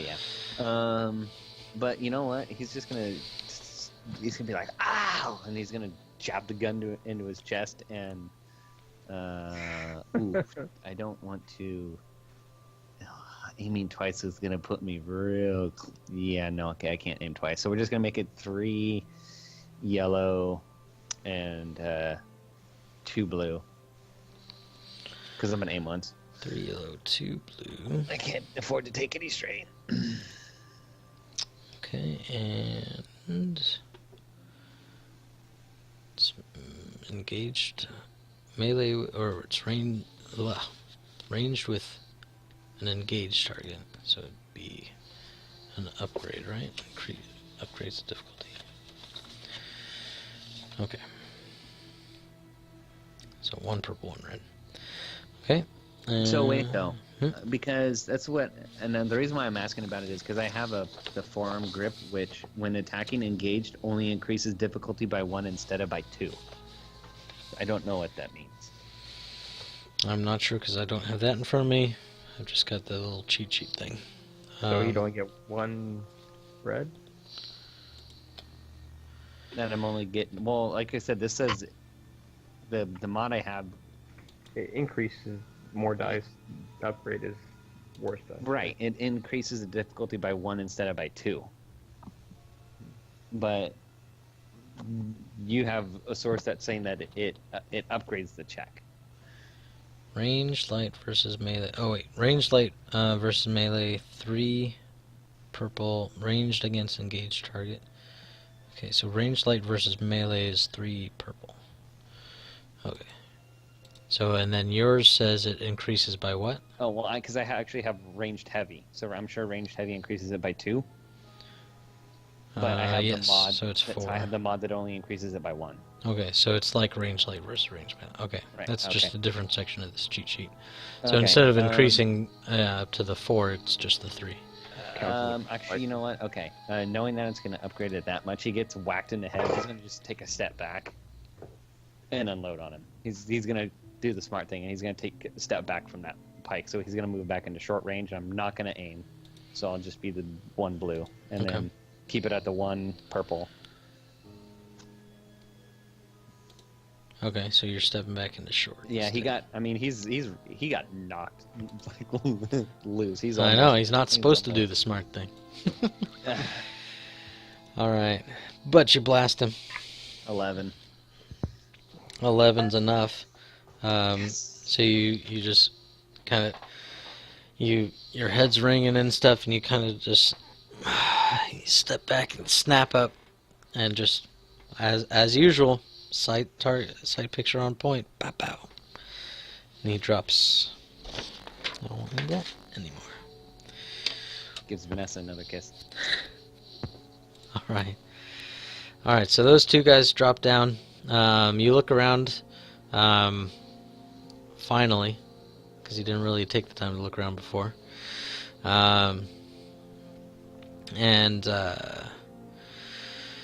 Let's see, back to the description section. You see some lab equipment you can't really recognize. Like I said, cables and computers everywhere. Some flat tables that have like restraining cuffs attached to them. One of them has a dead, unmoving guy on it, still in his prison jumpsuit. There's a bunch of massive tanks. Like they look like Bacta tanks, but it doesn't look like the regular Bacta fluid in it. It's a different kind of color. And each of them, it's more greenish of a fluid, and each of them have like these rat ghoul. Like one has like a prisoner that's just like kind of like cringing, like in a little death, like how he was when he died. And then the next tank has like a guy you can still recognize him as a human, but his fingernails are starting to sharpen and elongate, more like claws. His teeth have gotten longer. The next tank, the clothes have kind of gotten torn off and stuff, and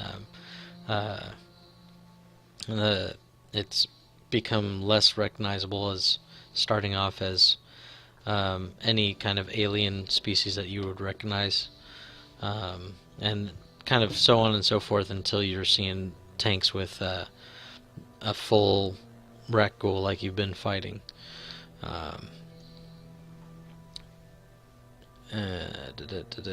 But so those all kind of like are against the wall, but in the center of the room there's a tank, two tanks with just like huge rat ghouls, fully formed and everything, but they look way different than anything else. They're got really long arms and legs. Their claws and teeth seem sharper. And one's wearing a lab coat and that's torn up and everything, but you can still tell it's white pieces of torn clothing. And then the other is wearing an officer's imperial officer uniform, that gray, nice gray coat, but it's kind of torn where the biceps and everything have kind of ripped it open. Are any of these guys moving or anything? No, they're all just kind of floating. Can Sorrel take a minute to just sit down, catch his breath? Yeah, you want to try to recover from strain. You took a lot. Yeah. What is it? Discipline or cool, right? Yeah. 2 green or 2 yellow. Sorry for discipline. 3. I'll take it. Yeah, might as well. It seems how I was only a 3 away from passing out. I'm gonna jam stim pack. Okay. I need it. So you're down. It's only healing 3 at this point, right? 4. Is this your second or your third one? My second one. I've taken 2, and actually I'm gonna take my third one, so I'll recover 3. Okay. Actually, and we each found another one, right? Yeah. And back to thing. Yeah. Pack it back to fluid.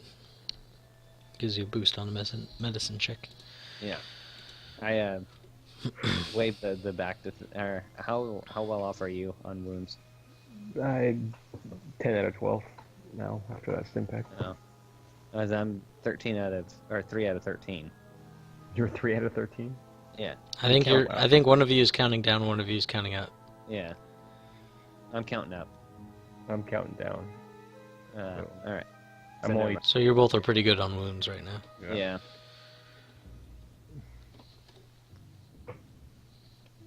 But I'm gonna go. I guess might as well take advantage of it. And I'm gonna jab myself with my last stim pack and get me down to 1. It's not like saving it's gonna do me any good. Yeah. Okay. So I used up 2 more stim packs, and I'm like, all right. I'm jacked up.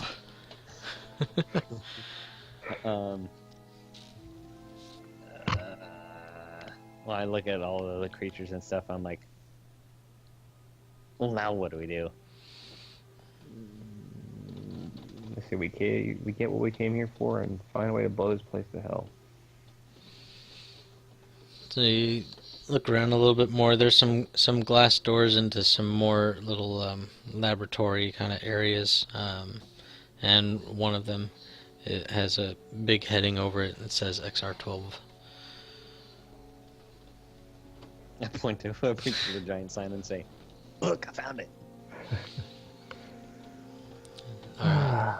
So you head over there, I assume? Yeah, but I'm constantly keeping an eye on the two giant the tank with the two giant monsters in it. So you head over there. It's like this. The double doors kind of open, and it's some more of that dry ice smoke kind of. And inside of there's like this glass cylinder, and you can see inside there's this circular row of about 20 vials that are labeled XR. 10 of them are labeled XR12 virus, and 10 are labeled XR12 antigen.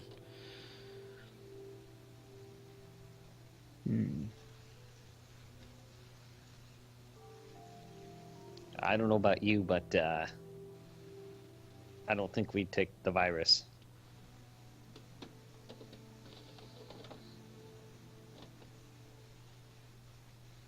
Okay. Can I shoot it? Can I shoot it? Um, It'd probably fetch a lot of money. but would it?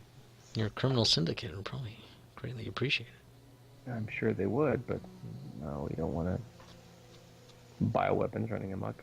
So that's... And I'm a soldier.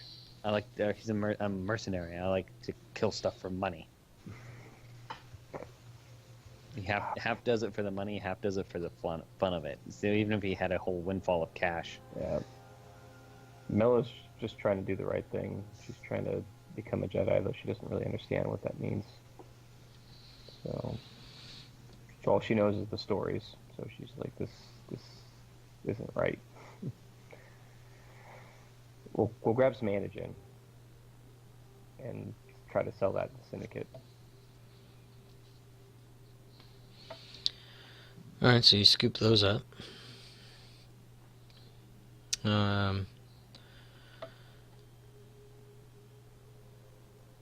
Keep looking around, or... Is there like a incinerator or anything for medical waste? Anything that can dispose of? There presumably be one, sure.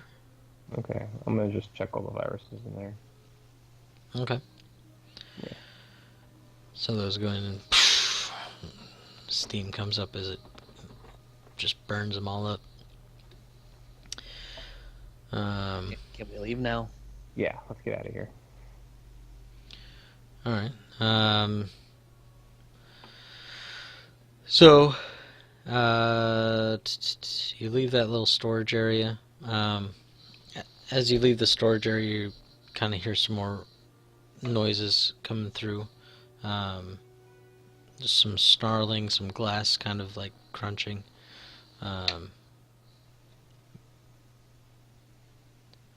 There's some more kind of like office space over towards one side. Or there's like a escape hatch kind of looking thing in the center of the room.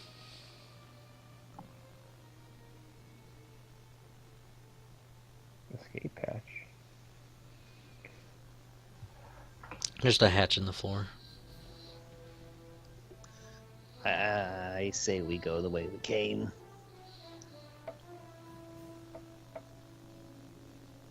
Sure.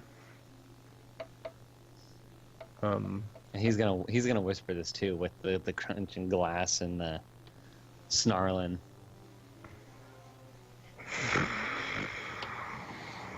Let's just go. Is there any like flammable, highly explosive, anything in this room that we could, potentially trigger an explosion to cover our escape / destroy?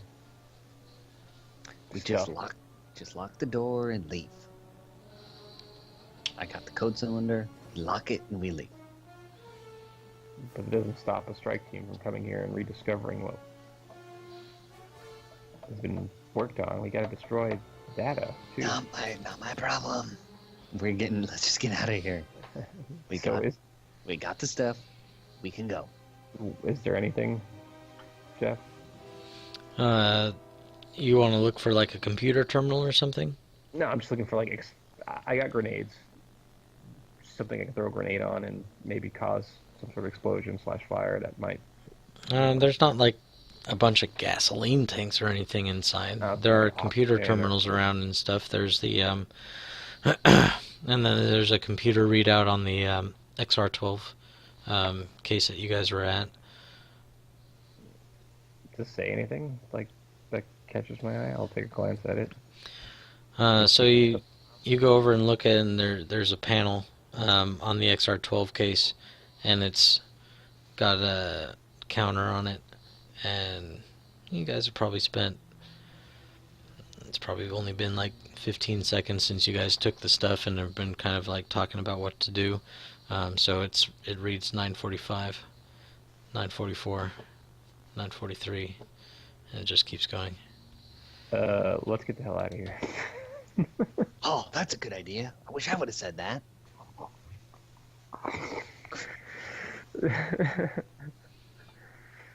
Run. All right. So as you guys start going, there's a rat ghoul pack that's up on a balcony up top, and one of them kind of sees you guys and leaps for you, but it's on the other side of the room, and when it leaps, it lands on one of those center tanks with the big massive creatures inside. Of course it does. Because of course it does. That's right.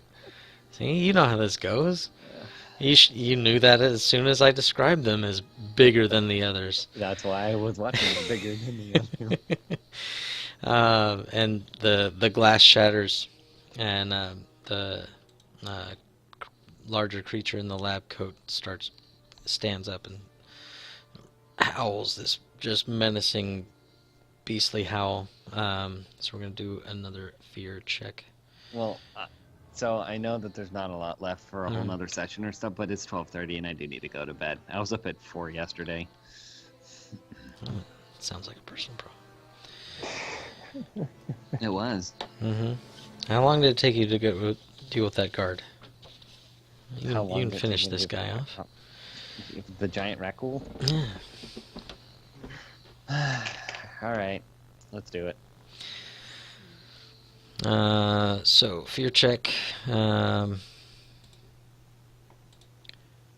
Give me 2 yellow and downgrade. Decrease the difficulty. Decrease the difficulty. Alright, 1 red. Alright. I failed. You failed, but you triumphantly failed. So. Spectacularly failed. So, I mean, this thing's much bigger than what you've faced before. But you've been dealing with them, and the way you've just been able to take out threat after threat, you're feeling confident. So the check will only be a setback once for the first one. Okay. 2 yellow, green. 2 yellow, green. Whew. You're not scared of anything. You know the force is with you. You take 2 strain, but you're set for this. You've resolved yourself. You and your partner have been able to get through everything else. This thing isn't going to keep you from getting out of here. All right. Cool. It doesn't matter to me. 1 yellow, 1 green. Copy. Hot damn. Woo! Finally. Nice. Yellow and the green as well. What is that? They're all blank. All right. Okay. The Ragul.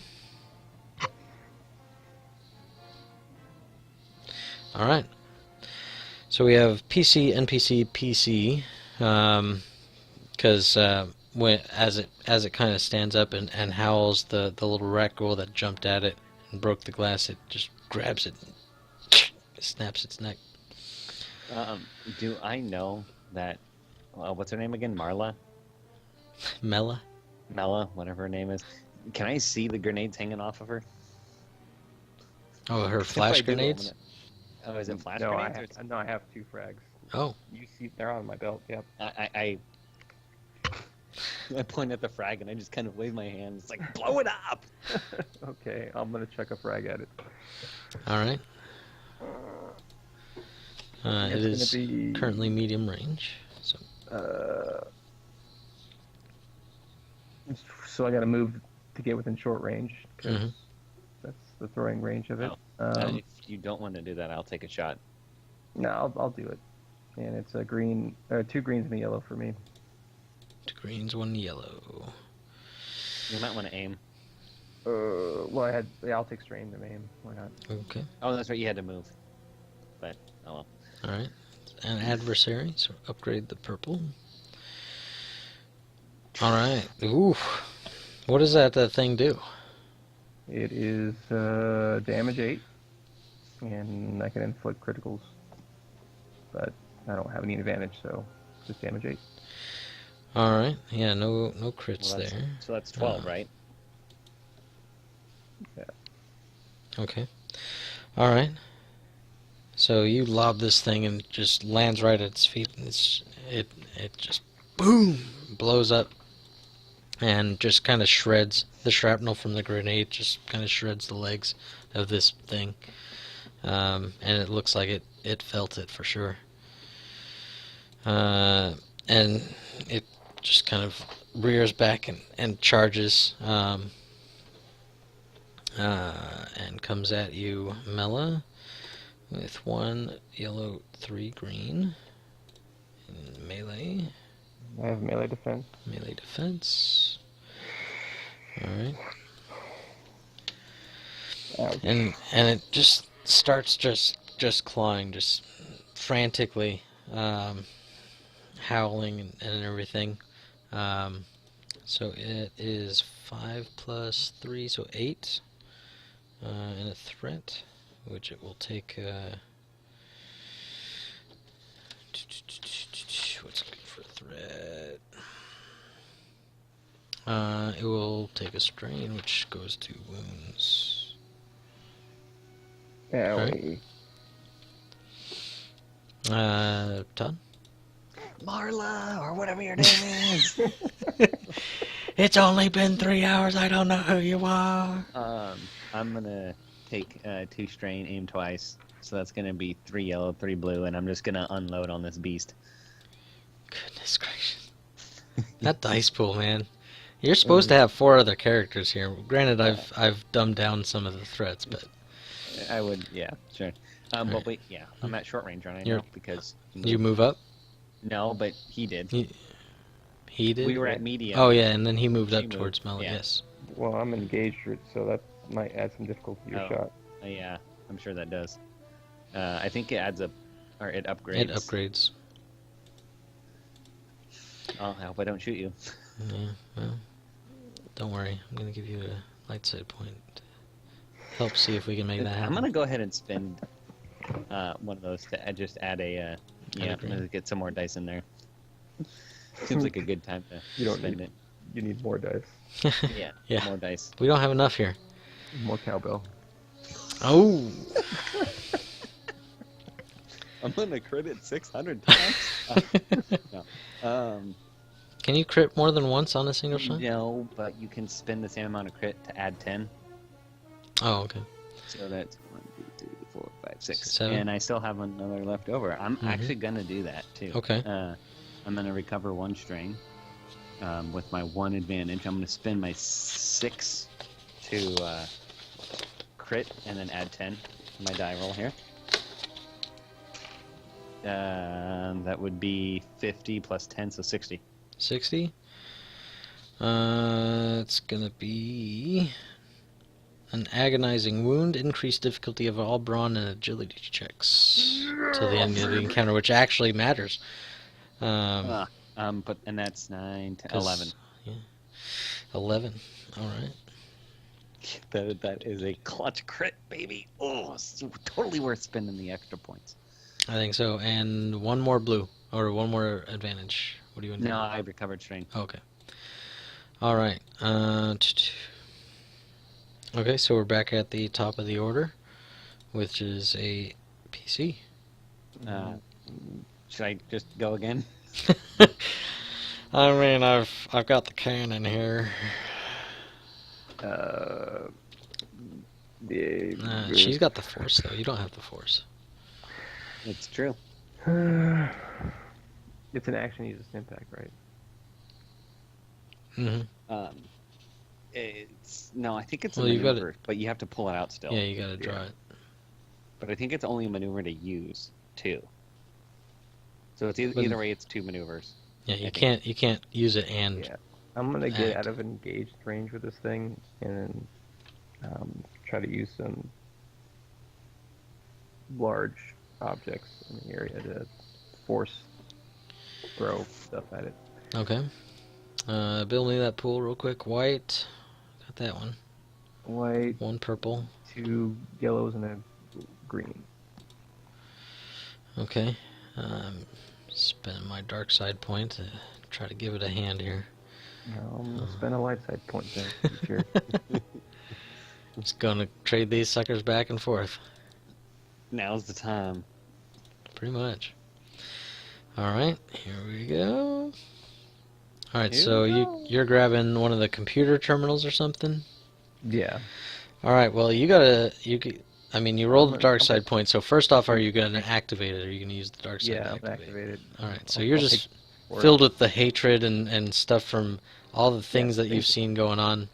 Kill me too. And this creature seems like it was at the crux of it all. This might have been Dr. Tui at some point.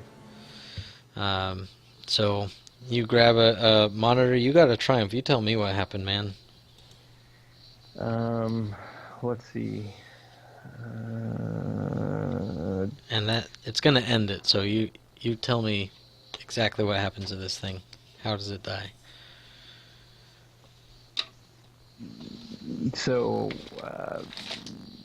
Mella's eyes turn bloodshot red as she lets the hate flow through her momentarily, and she grabs one of the giant tubs that's of liquid, rips it from its couplings, and flings it into the creature, pinning it against the wall, and she crushes it, squeezing the life out of the creature as it shatters and spills all the goop everywhere. Yeah.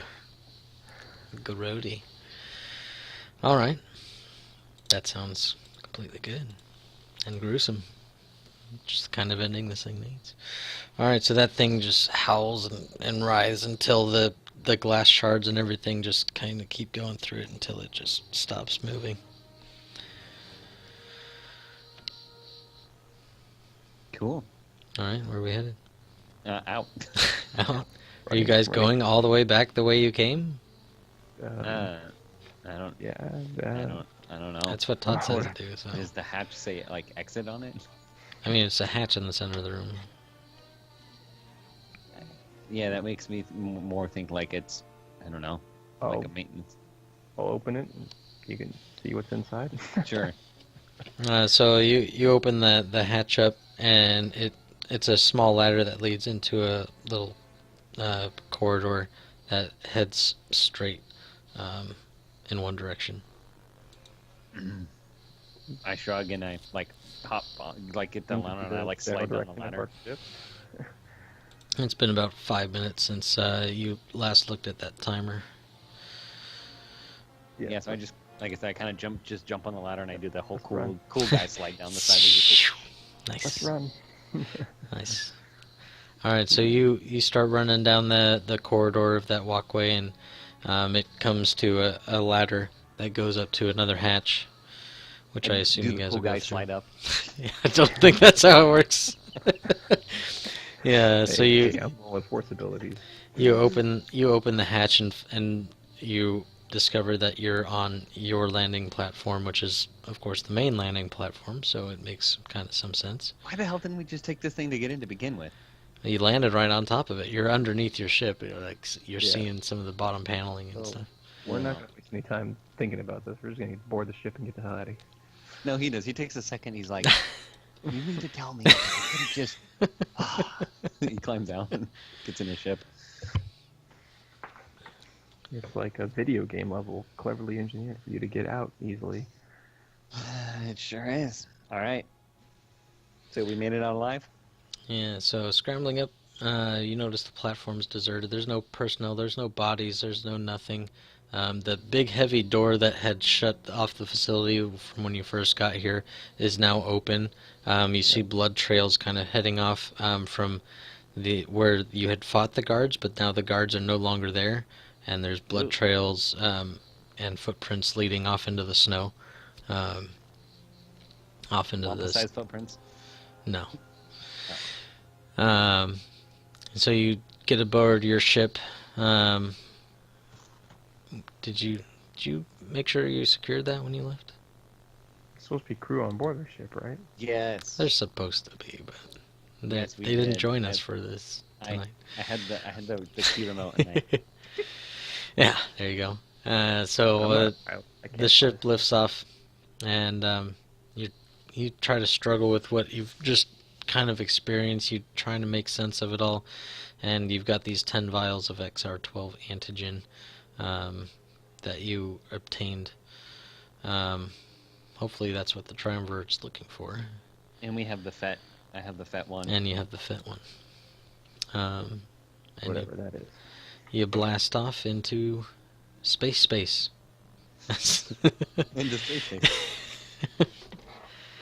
All right, that's We're it. in the space. Yeah. We made it. Good job, guys. I like this guy.